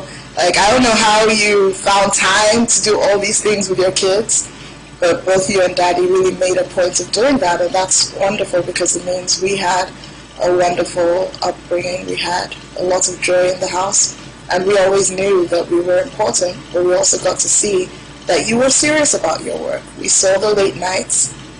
We saw the nights where I remember going with Daddy and actually spending the night in the office because he had to work overnight, We saw, I remember you in Buckingham, holding Paul on your lap as you were studying for your exams. I remember all the flashcards, all the notes, all the work that you really put into this. I equally remember jetting far along your days in NBA, SBL. I remember your days in MOCA. Again, things that you took us along for, you took the kids along for. So I got to go to Abidjan and think it was a holiday, and you got to go to the MOCA conference and take your daughter along. So you found those ways to marry those two worlds. I also remember going to Spain because you needed to research the Cabotage Act, because Spain had a complementary act. And so you went and you researched it, and you took us, the kids, along, and it was our holiday while it was your research trip. But then you came back and hey, you drafted the Cabotage Act, and from there the NIMASA bill, and who knew that would get you to being DG of NIMASA? That was not the intention. For those who don't know, that was not the plan. She originally just drafted the NIMASA Act, bill which became an act, and then the direction was, hey, you drafted this thing, come prove that it works, shepherd it into existence. And so that's how she became DG NIMASA. She's always been, my mother has always been interested in public service. She's always been interested in making things work better, leaving things for the next generation. And I think that's a huge part of the reason that she actually chose to write this book, is because she's gotten to a point where she's looking at all the expertise she's built up and is thinking, how do I make sure that others are able to benefit from this expertise? How do I make sure that there's another generation of maritime lawyers, of international trade lawyers, who are able to not just succeed in Nigeria, but to show this expertise on an international stage, just like my mother has. The citation, which you may have already read or seen, talks about all of those accomplishments, many of which I have been around for, my brother has been around for. We've seen her excel in these areas, and we're very, very proud of her in doing so. I have to say, this book, to me, was one of the largest accomplishments, because I can't imagine writing a book. It was a real labor of love, but she did it. She said she was going to do it, and she, put pen to paper. She checked all the citations. She's really sort of been very intense and has managed to write this book that I am very sure is going to be a wonderful contribution to the scholarship in this area, both in Nigeria and internationally. Let's see. What else do I want to tell you about my mom? If you know me, you know I can talk about my mom, for a while. I can talk about my dad for a while too, just to be clear. But I can definitely talk about my mom for a long time. But I think I'm going to leave the professional points and also talk about some of the things she's taught us about how to be a person. And like I said, part of it is family first. And that's come out in so many different ways. I would say I watched my mom and my dad make financial decisions throughout my childhood that were based on making sure that their children had the best. So when we were younger, they were willing to deprive themselves in order to make sure that their children would be cared for. They made sure we went to school. They made sure we were able to go to the best universities. And it frankly isn't done that they really started spending on themselves. And so for those of you who have met my parents in later life, you may be used to seeing a few designer things and seeing, house in VGC, seeing all of that. But none of that came until they had finished putting me through school, because the first priority and their first use of their income was their children.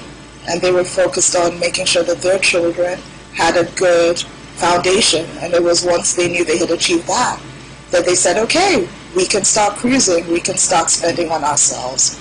And that's one of those that's not entirely obvious to the outside eye, but for me as her daughter, I saw them make those decisions, and I know how it's benefited me. And so I am really grateful that you, Biggs and Daddy, really put us, your children first, and taught us the value of putting, if we were to have children first, of putting family first, of making sure we know that those are more important. As much as we want the professional achievements and we want the income stream, that really we should focus on family. And that's something both you and Daddy have done throughout our lives. And I could give countless other examples where I see that happen.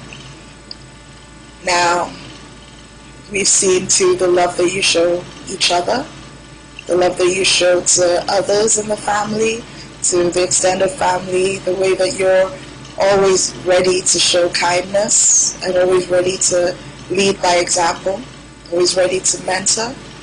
There's so many things that we've learned from you which are applicable in daily life and also applicable in professional life. And so what I want to say to everyone who's here is that this book that my mom has written is a huge achievement, but her entire life is filled with huge achievements. And I've been privileged to come along for, 39 years of those achievements. And I look forward to being with you, Biggs, through many, many more years and decades of achievements. Daddy, I'm going to say the same about you. I love you plenty. Remember, I gave the speech at your SAN, so don't be stressed that I'm only talking about Biggs right now. The love is equal. But both of you, both my dad and my mom, you've shown us so much love and you've given us so much inspiration. And I have been so blessed to have both of you as role models in my life. And I celebrate you today, albeit from overseas. When I see you again in person, I'm going to give you a huge hug. And again, thank you to all of you who have attended for celebrating my mom with me. Thanks. Bye. Thank you. Amazing. What's more than this? This is more than goodwill. This is love. This is encouragement. This is a life's work well worth it. Please appreciate once again the daughter of the author, Ekong Usoro. And just before we unveil the book, I'm told that the Director General of NIMASA, Dr. Dayo Mobereola, is here, ably represented by Special Assistant to the DG Technical, Madam Neka Obianyo. Good morning, good afternoon, ma'am. Thank you for honoring us with your presence. Before the unveiling of the book, it is my singular honor and privilege to bring to us the voice behind the vision, the author herself, who not only writes policies, but also writes in the hearts of people. Please welcome, in Akwa Ibom we will say, Adairaga Obongawan, because it's a woman that has power and intelligence. Please welcome Mfon Ekong Usoro. Thank you so much. Thank you. My Lord, the Chief Justice of Nigeria, my big bros and President, my Lord, the PCA retired, my Lord Justice Onogen, my Excellency, the Governor of Akwa Ibom State, Pastor Umoino, PhD, my Governor, and my several mentors who are here, not just mentors, but sponsors. I thank you so very much. My queen has taken my time. Even though she's not here physically, you can see that we have a storyteller at home. And my colleagues are here in the transport and maritime industry. I'm so pleased. And when I say sponsors, mentors and sponsors, I specifically refer to the persons like Chief Sarumi.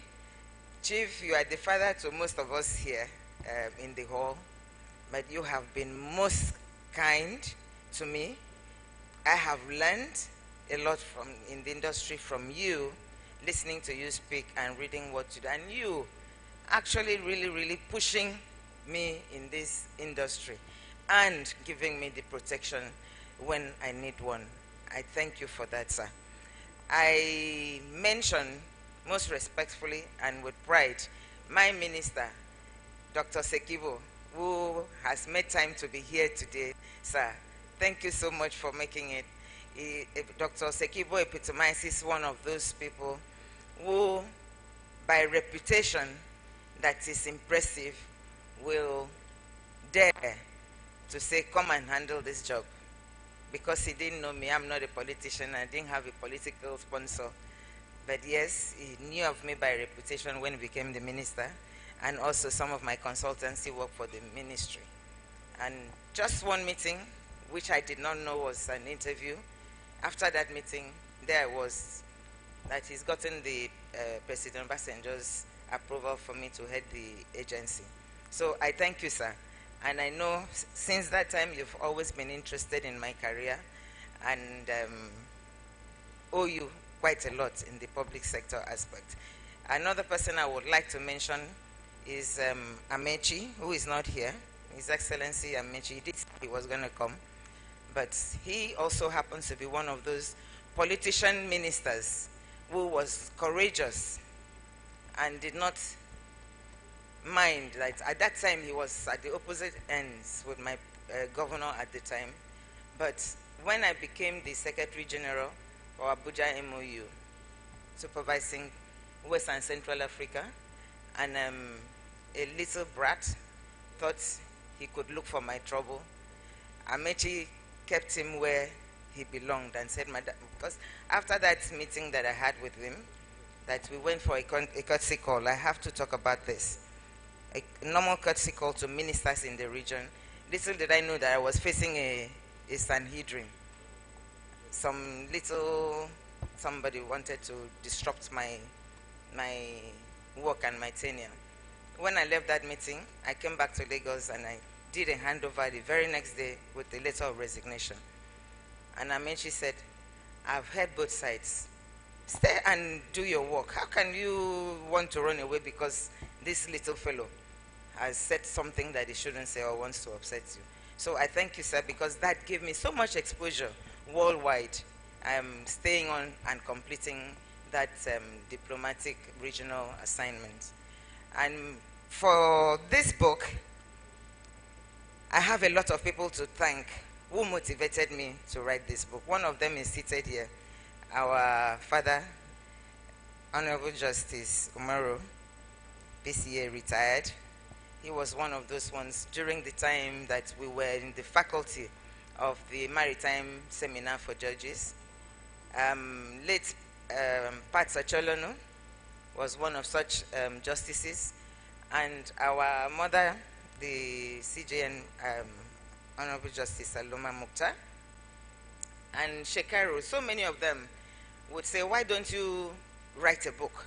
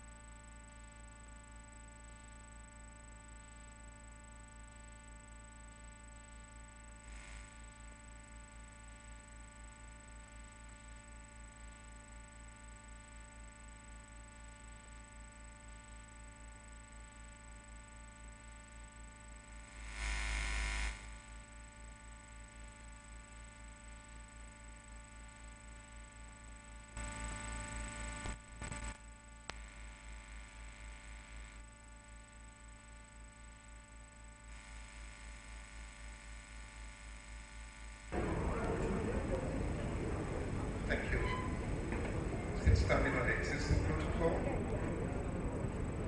We want to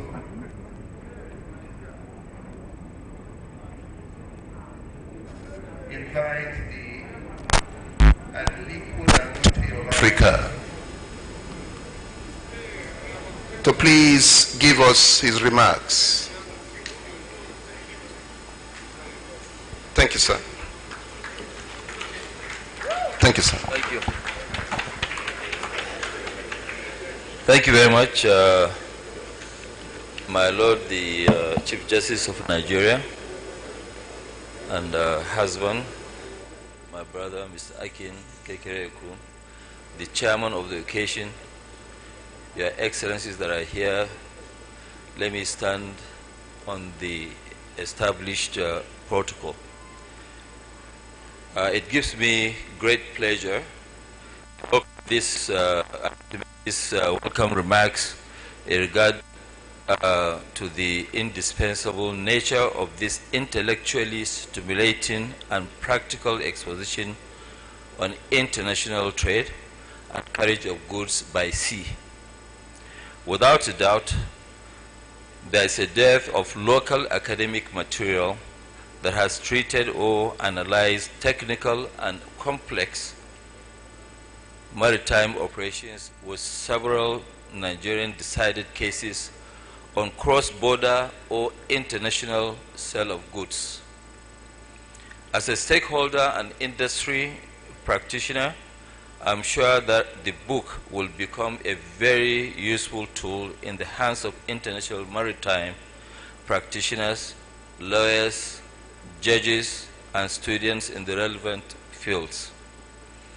The treatment and analysis of documentary credits for financing international trades, the features and the natures of letters of credit and its various complexities, parties, types, and contracts associated with letters of credit, as well as technical issues in relation to payment obligations relating to letters of credit, are all materials which my companies and other companies involved in international trade and carriage of goods by sea will find valuable in their day-to-day international and cross-border transactions.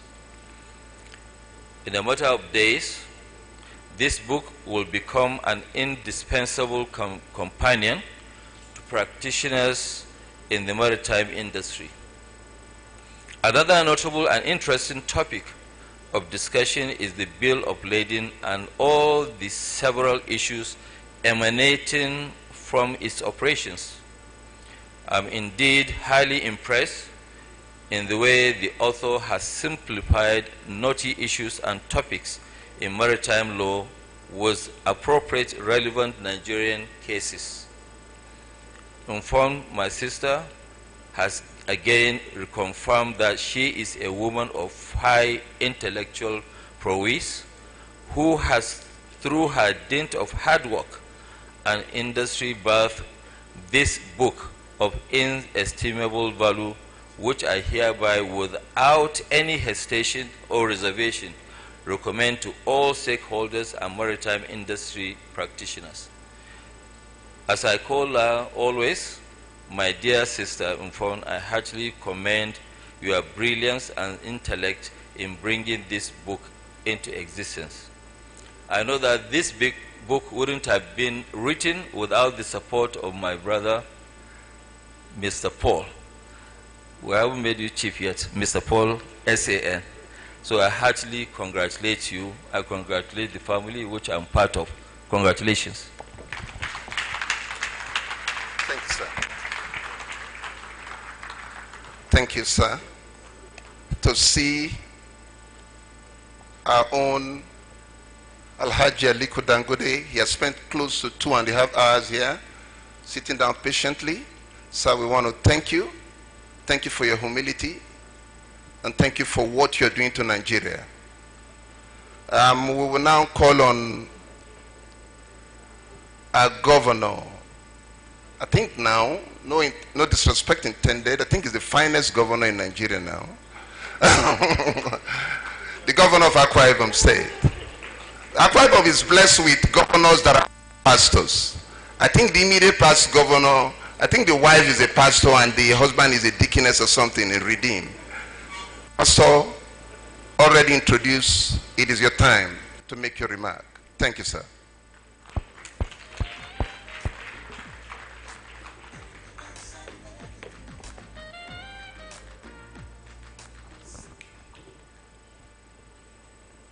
Thank you so much.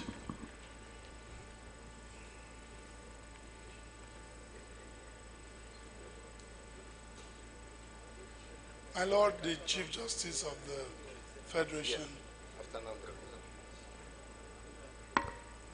Your Excellencies, my boss, the immediate past governor of Akwa Ibom State, and my political father, the representative of His Excellency, the Governor of Lagos State, most distinguished business men and in Africa, and the chairman of the occasion, my Lord, the former Chief Justice of the Federation. Please permit me all formal courtesies because of time. On behalf of the government and people of Akwa Ibom State, I'd like to congratulate the author, Mrs. Mfon Usoro, PhD, on the successful presentation of this timely delivered book, International Trade and Carriage of Goods by Sea, Text, Cases and Materials. It is gratifying to note that you have decided to parley your vast knowledge and expertise as a maritime legal expert to distill issues and processes associated with international trade, financing, maritime law, among other critical issues. At a time of heightened anxieties as a result of the tariffs that the Trump administration is imposing on countries across the globe, this book, I believe, will go a great extent in preparing and equipping policymakers, especially those handling our international trade and maritime sector, to navigate the labyrinth and complexities of this critical sector of our nation's economy. We are proud of your professional excellence, the scholarship you have brought to bear in this book as the arrowhead of our quest to actualize the Ibom Deep Sea Port project. We are eminently very proud of you.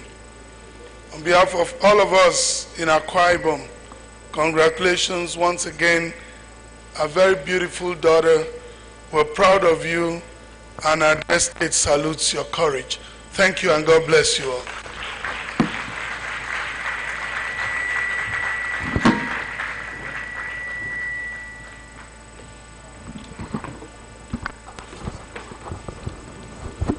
Thank you, His Excellency, the Governor of Akwa Ibom State, Pastor Mfon Ekong.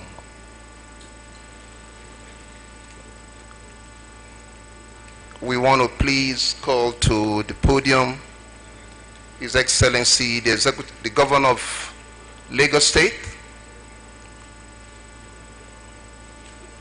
represented by the Commissioner, to please deliver the remarks on behalf of the Governor of Lagos State. Thank you, ma'am. Thank you very much. Good afternoon, all.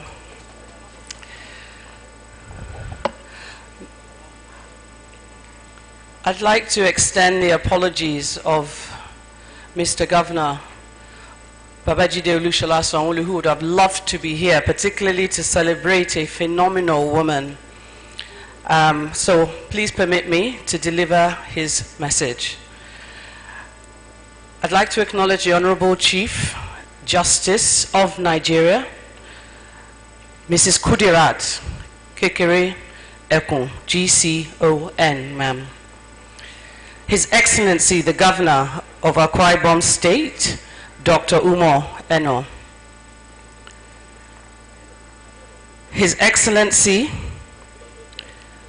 of Akwa Ibom State, His Excellency Udom Emmanuel CON, the Chief of Naval Staff, ably represented by the Right Admiral S.T. Ibrahim,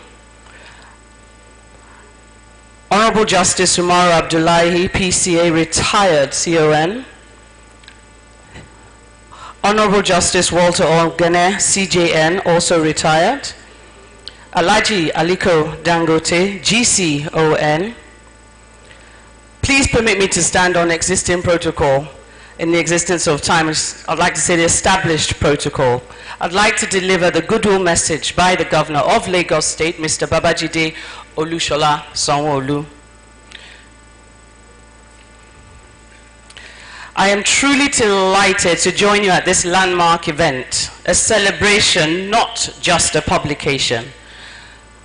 A celebration, not just a publication, but of legacy. We gather here today to honor a scholar, a practitioner, a pioneer, whose contributions to maritime law and governance have shaped institutions, influenced policy, and deepened Nigeria's footprint in global trade discourse. The book we are launching, or should I say we have launched today, International Trade and Carriage of Goods by Sea, Text, Cases, and Materials, is an authoritative codex that bridges the domains of legal scholarship, commercial pragmatism, and public service. It is a culmination of decades of institutional memory distilled with clarity on contextual intelligence.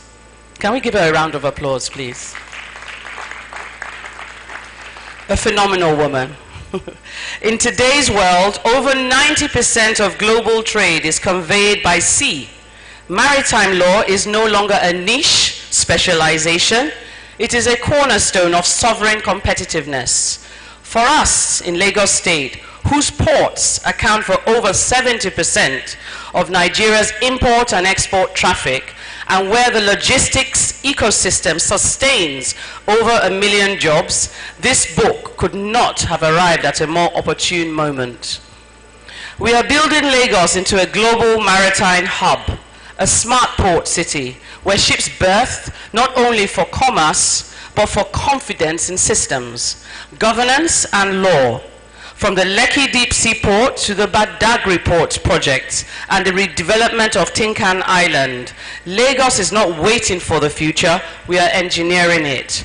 But ports are more than concrete. Trade corridors are more than infrastructure. What gives them life and legitimacy are the legal regimes that govern them.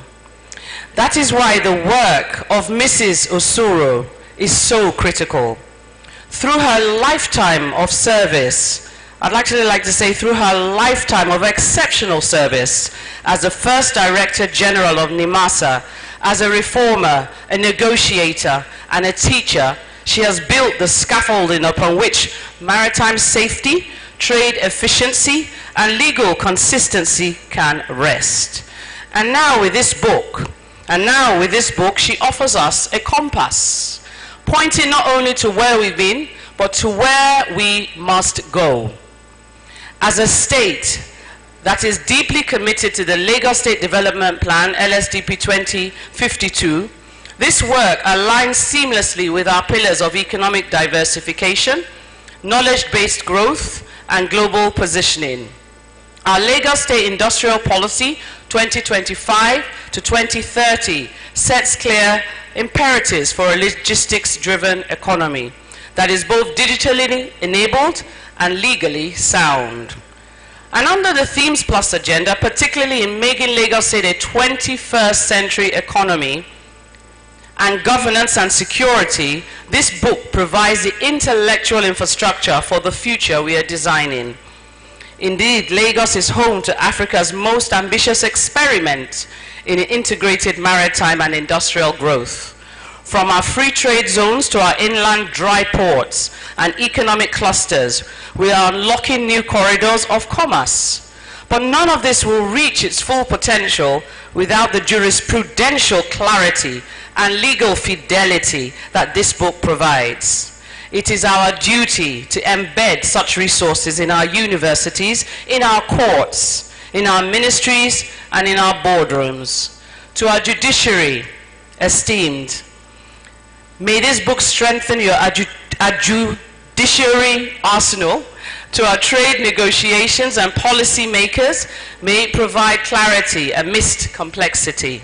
To our students and young lawyers, may it inspire excellence. And to our port managers, logistics innovators, and shipping lines, may it serve as a ready reference in pursuit of efficiency and integrity.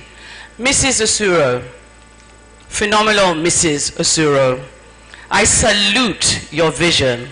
You have written a work of enduring value, one that will outlive titles, transcend geographies, and deepen African authority in global commercial law. This is not a small feat. In gifting us this legacy, you have strengthened not just a profession, but a nation's future. So let us not merely admire this book, let us use it. Let us not only celebrate its author, let us commission more like her.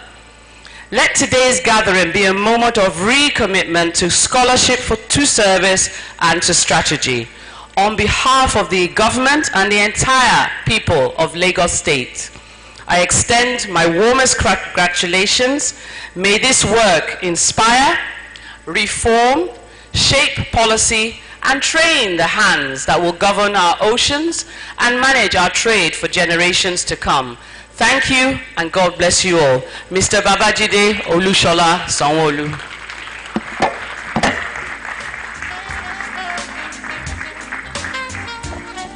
Thank you, ma'am. The representative of the governor of Lagos State. Thank you for that well-crafted document and beautifully delivered. Once more, a round of applause, please, for the governor of Lagos State. Now, it is time for us to invite the Chief Justice of Nigeria, our very own, the Honorable Justice Kudirat Kekere-Ekun, GCON, to please deliver her remarks. Thank you. A round of applause, please, for the CJN.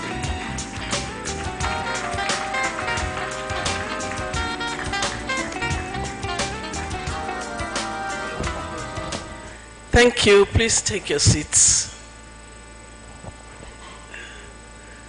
My Lord, the former Chief Justice of the Federal Republic of Nigeria, Honorable Justice Walter Onogan, GCON, my Lord, the Chairman of today's occasion, Honorable Justice Umaru Abdullahi, President of the Court of Appeal, retired CON, Your Excellencies, the governors here present, the author of this phenomenal work, Mrs. Mfon Usoro, and your dear husband, my dear husband, Mr. Kekere-Ekun CFR, Alhaji Aliko Dangote, distinguished guests, ladies and gentlemen.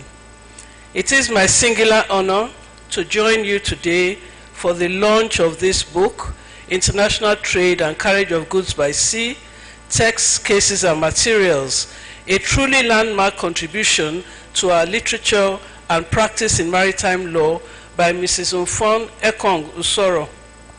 Having had the privilege of writing the foreword to this cerebral work, I'm happy to be here for its formal presentation to the public.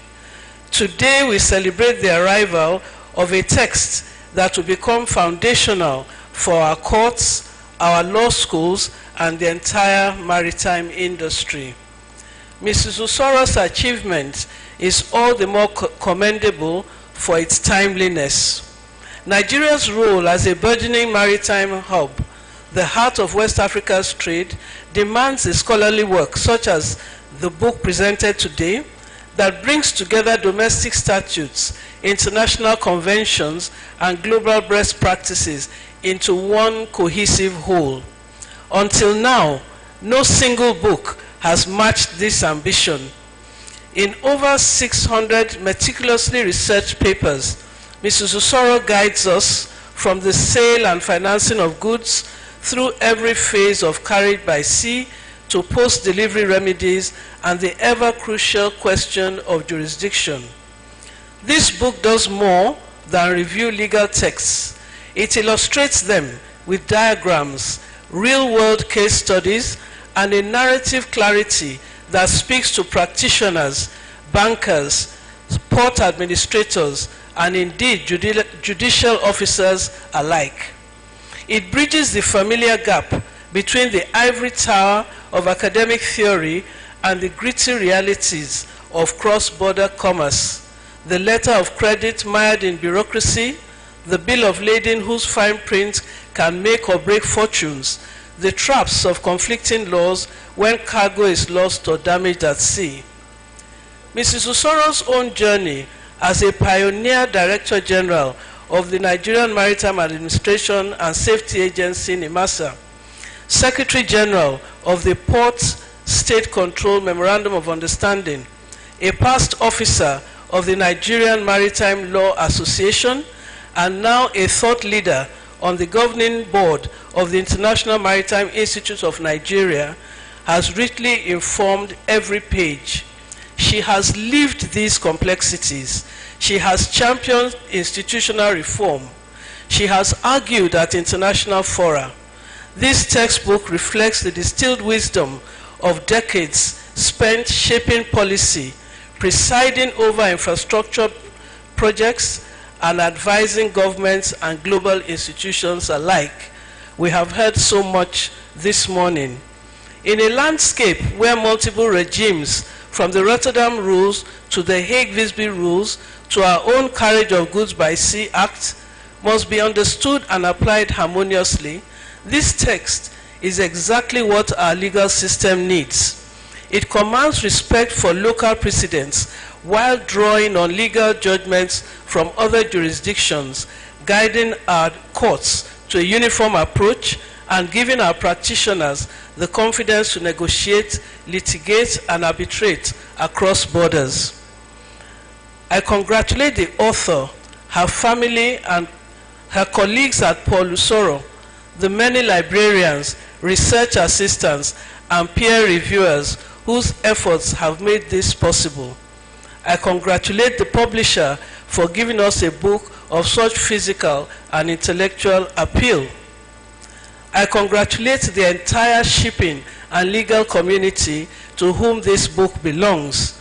May you draw from it the knowledge, the cautions, and the inspirations it so generously offers.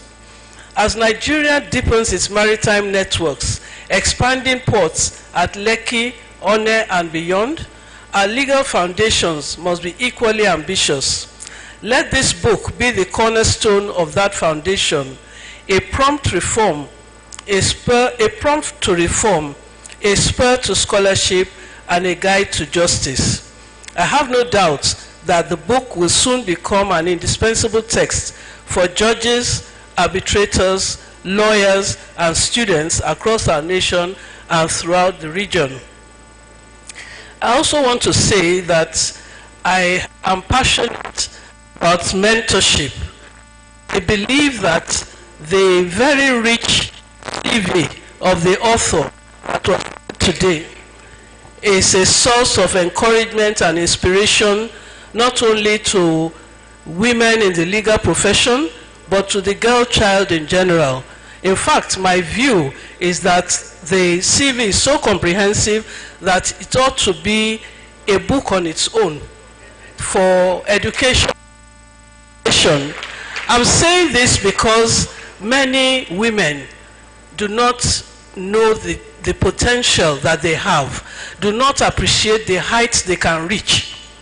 They worry about the balance between life and work, and you have shown it so excellently. I think anyone will wonder how you are able to combine everything. And therefore, I believe that it is an inspiration.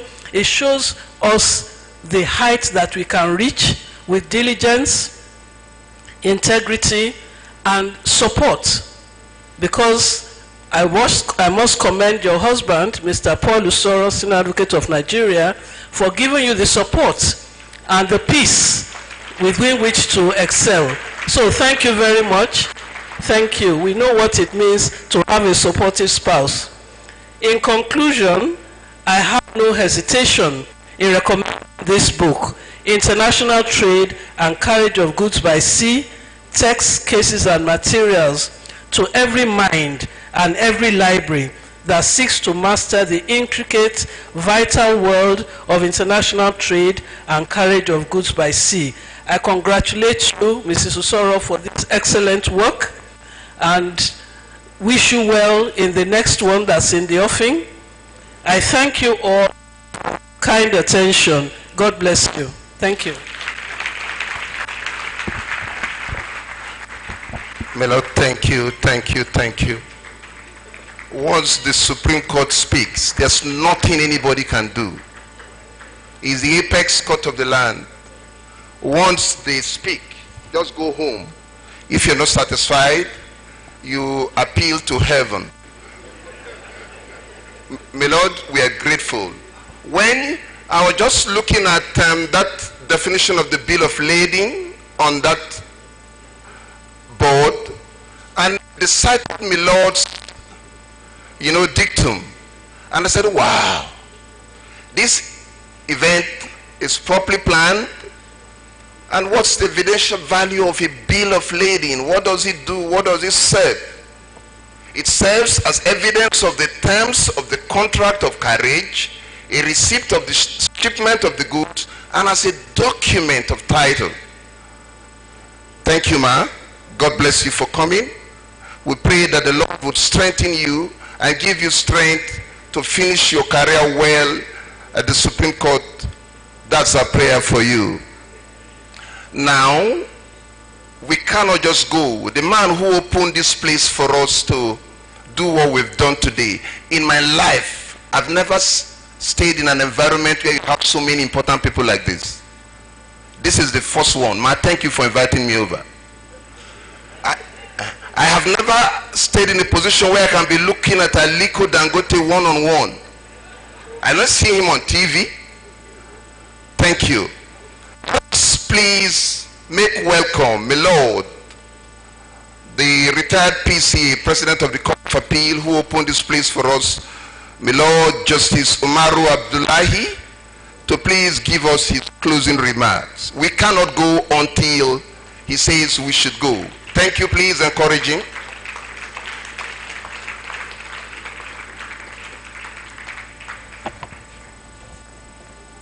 My Lord. My Lords, the Chief Justice of Nigeria, all other protocols observed because of time. You have seen my piece earlier on.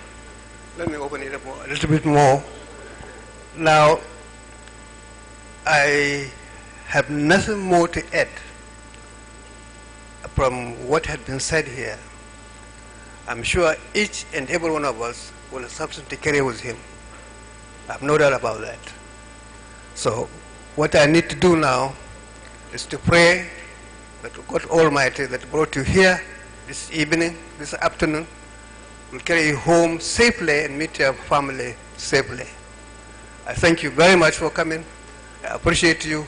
I welcome you. And thank you all. God bless you all. Thank you very much. Thank you very much, sir. I have forced myself here because there was no space for me, but there was a space for vote of thanks. They didn't put who had to do the vote of thanks. And I think it is only right. It is only right that as the author's assistant, I should deliver the vote of thanks.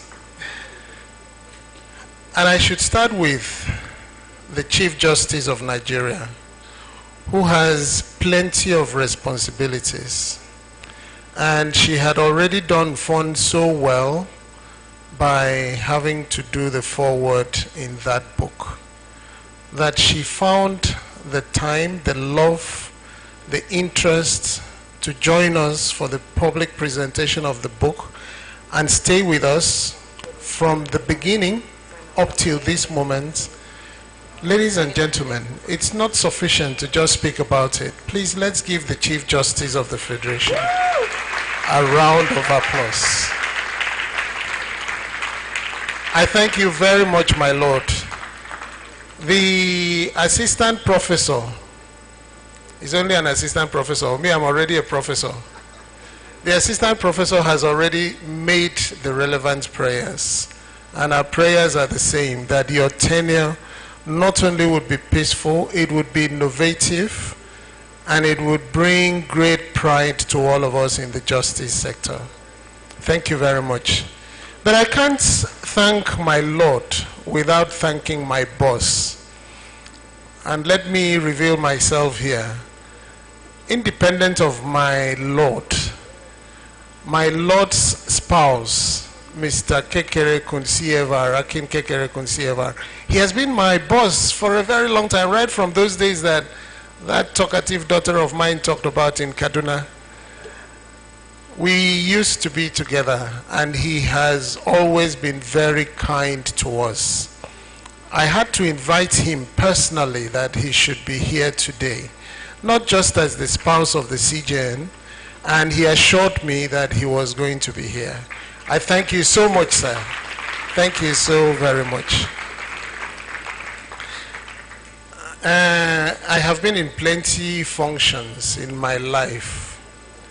I have not seen any function where there are two gentlemen here that they come and they stay from beginning till the end. Alhaji Aliko Dangote, Prince Nduka Baigbeno. They don't stay. Let me tell you the trick they do. They'll walk in, go and greet the people, show face, and before you know what's happening, you're looking and saying, where is Alhaji? He's not there. You're saying, where is publisher or the Duke, as everybody calls him? The Duke is not there. That they came and they stayed from the beginning till this moment. Literally, more than 3 hours. That says a lot. And from our hearts, we thank you. Thank you so much, very much, my press. Thank you so much, my elder brother. Incidentally, one is my elder brother, the other one is my younger brother. So it completes. And thank you so very much, the Duke. Much appreciated. There are plenty of people who are here. His Excellency is here. And I must thank His Excellency. His Excellency has a lot on his plate in Akwa Ibom. That His Excellency found the time, the love to come. We really do appreciate. Thank you so much, Your Excellency.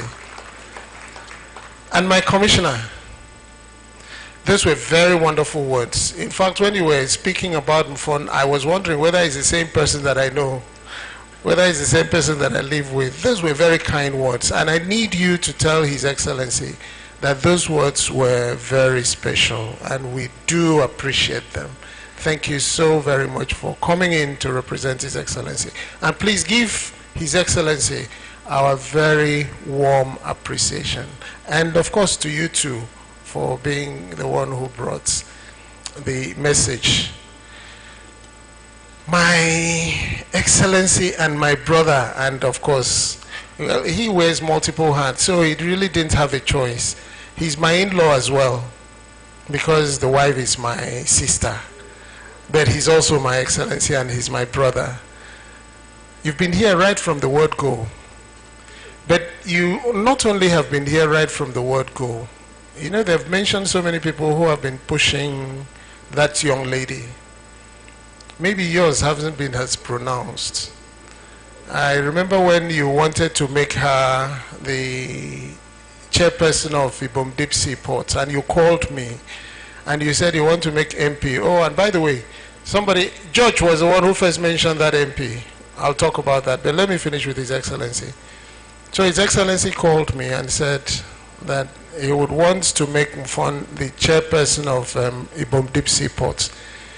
And I said, I don't have a problem. My only problem which is still my problem up till today and tomorrow, is that each time she has a public office, she goes and she spends my money in having to run that office. And that is something that I never really understand. She will spend my money. She spends my money in Nimasa, in having to run Nimasa. She spends my money in Mocha, each office. And you will forget what you said to me. You said to me, but that is why you are Egbo. that is precisely why you are Egbo, that you should come and spend it and run the Boom-Dipsy ports. Thank you so much for the faith you have always had in your Eyeneka and in us, and for being such a great brother. The people are so many that if I had to single out everybody, but of course I must say something special about my elder brother, distinguished Senator Udoma.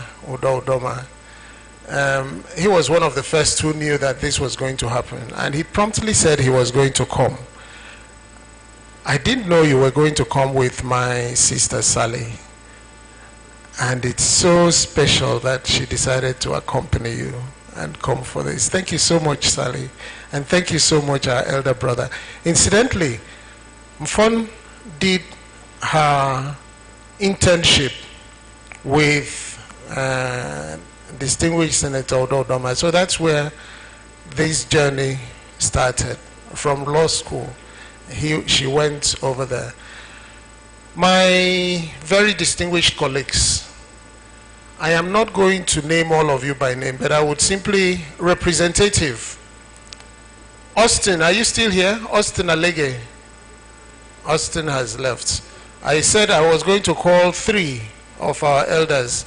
The other one is here. George, are you here? George is here. And then my younger brother, Olumide, are you here? Olumide lost the father. May he rest well. And we are yet to inter his body. But Olumide said there was no way that he would miss this function. And he decided he was going to be here. I thank you so much for coming. And I used those 2 points person to represent all of my colleagues. Oh, and by the way, the book reviewer, you know, it shows that you went to school, you know. I was listening to you. And I said, if I had to read this book review, I need a dictionary. I perhaps need a thesaurus. That was remarkable. Thanks so much, Dolakwa. Dolakwa is my younger brother. You did no less.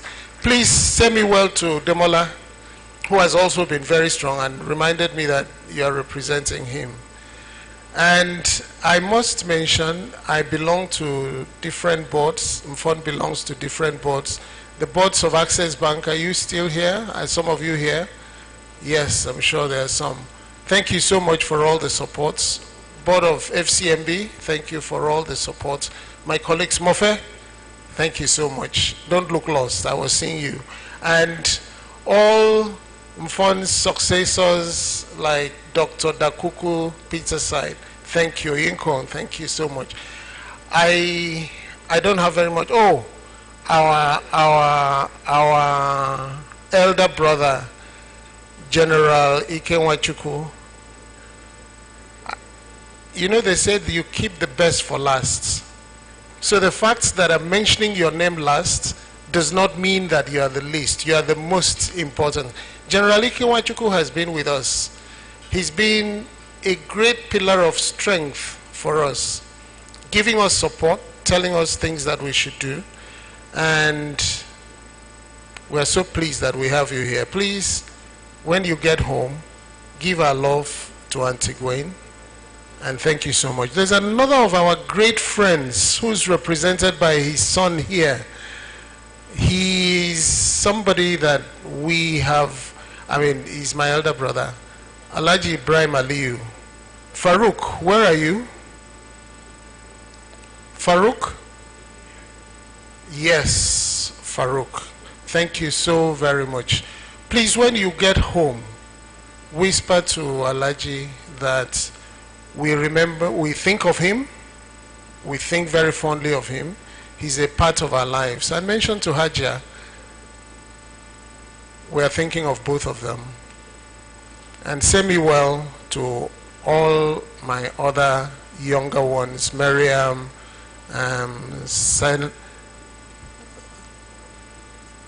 all the young ones. Please say me well to all of them. All right. Thank you so very much, ladies and gentlemen. I think after this, that would just be it. We'll join the chairman, and I thank the chairman so much for having come. The chairman is a special person. That's something else that wasn't mentioned. Mfon, you'd never mentioned that the chairman was actually the one who made you to become a member of the body of benchers. That was the chairman. He did that. And thank you so much, sir, for all the support. And Justice Onogen, thank you so much. You are our elder brother and you came in. George, the General, thank you so very much. And I must mention Mr. Bartholomew Ebong. Oh, how could I forget? I'm so sorry, Umar. Umar, please stand up to be recognized. Umar wears multiple hats. Umar represents himself, but he also represents General Abdul Salam Abubakar, who is our great friend. He's the son of General Abdul Salam Abubakar. And he came on the instructions of his father that he should be here. But he's not only representing General Abdul Salam Abubakar. Umar's mother used to be the chief judge of Niger State. And she also told Umar to represent her in her capacity as a retired judicial officer. She's a life bencher right now, but she was, the only regret that we have is somehow Umar refused to read law. And I don't know how that happened. But otherwise, he's still our son, and he represented the two arms of the family. Thank you so much, Umar.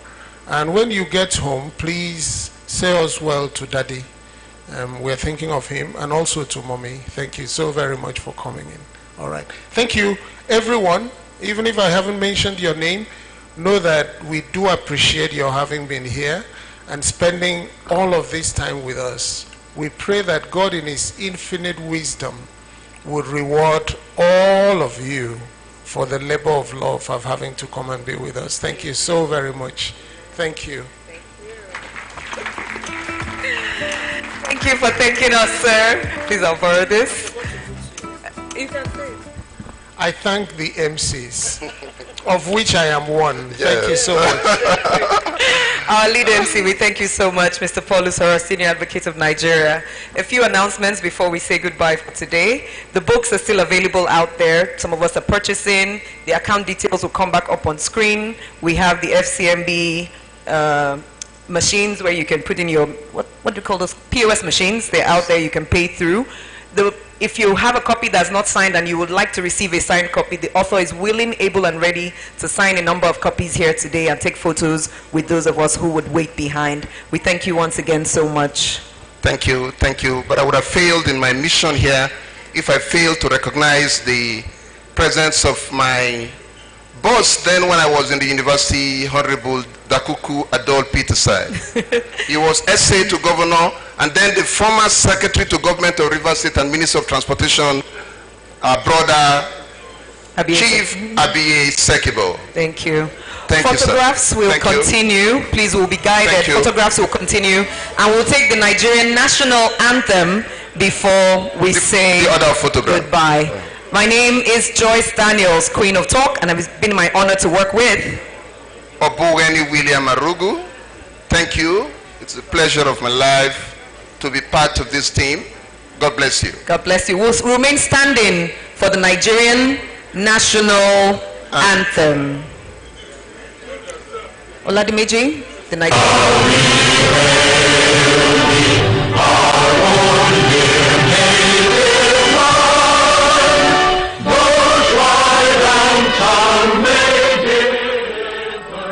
In brotherhood we stand, Nigerians home and proud to serve our sovereign fatherland. Good afternoon.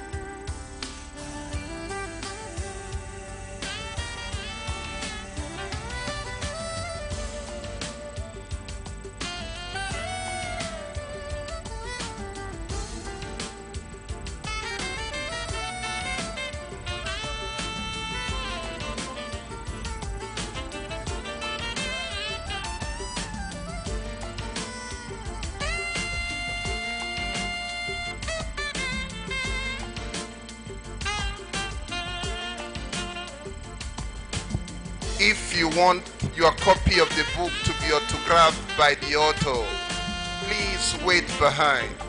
She'll be doing that immediately. You want the copy of your book autographed by the author, please behind.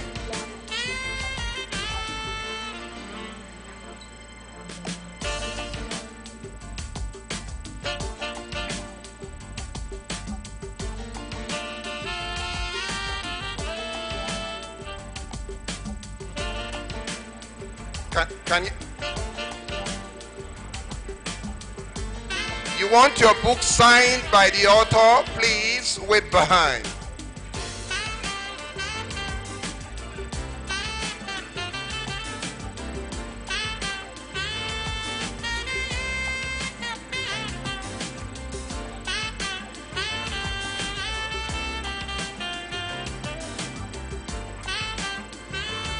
Mommy? No. Let her come up. Let her come up for the autograph.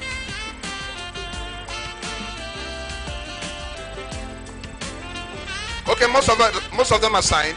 Okay. I was told that they are all signed.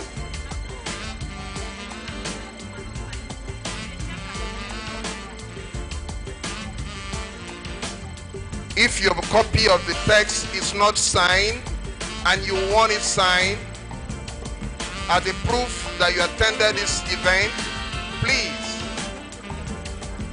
bring your copy for signing by the author.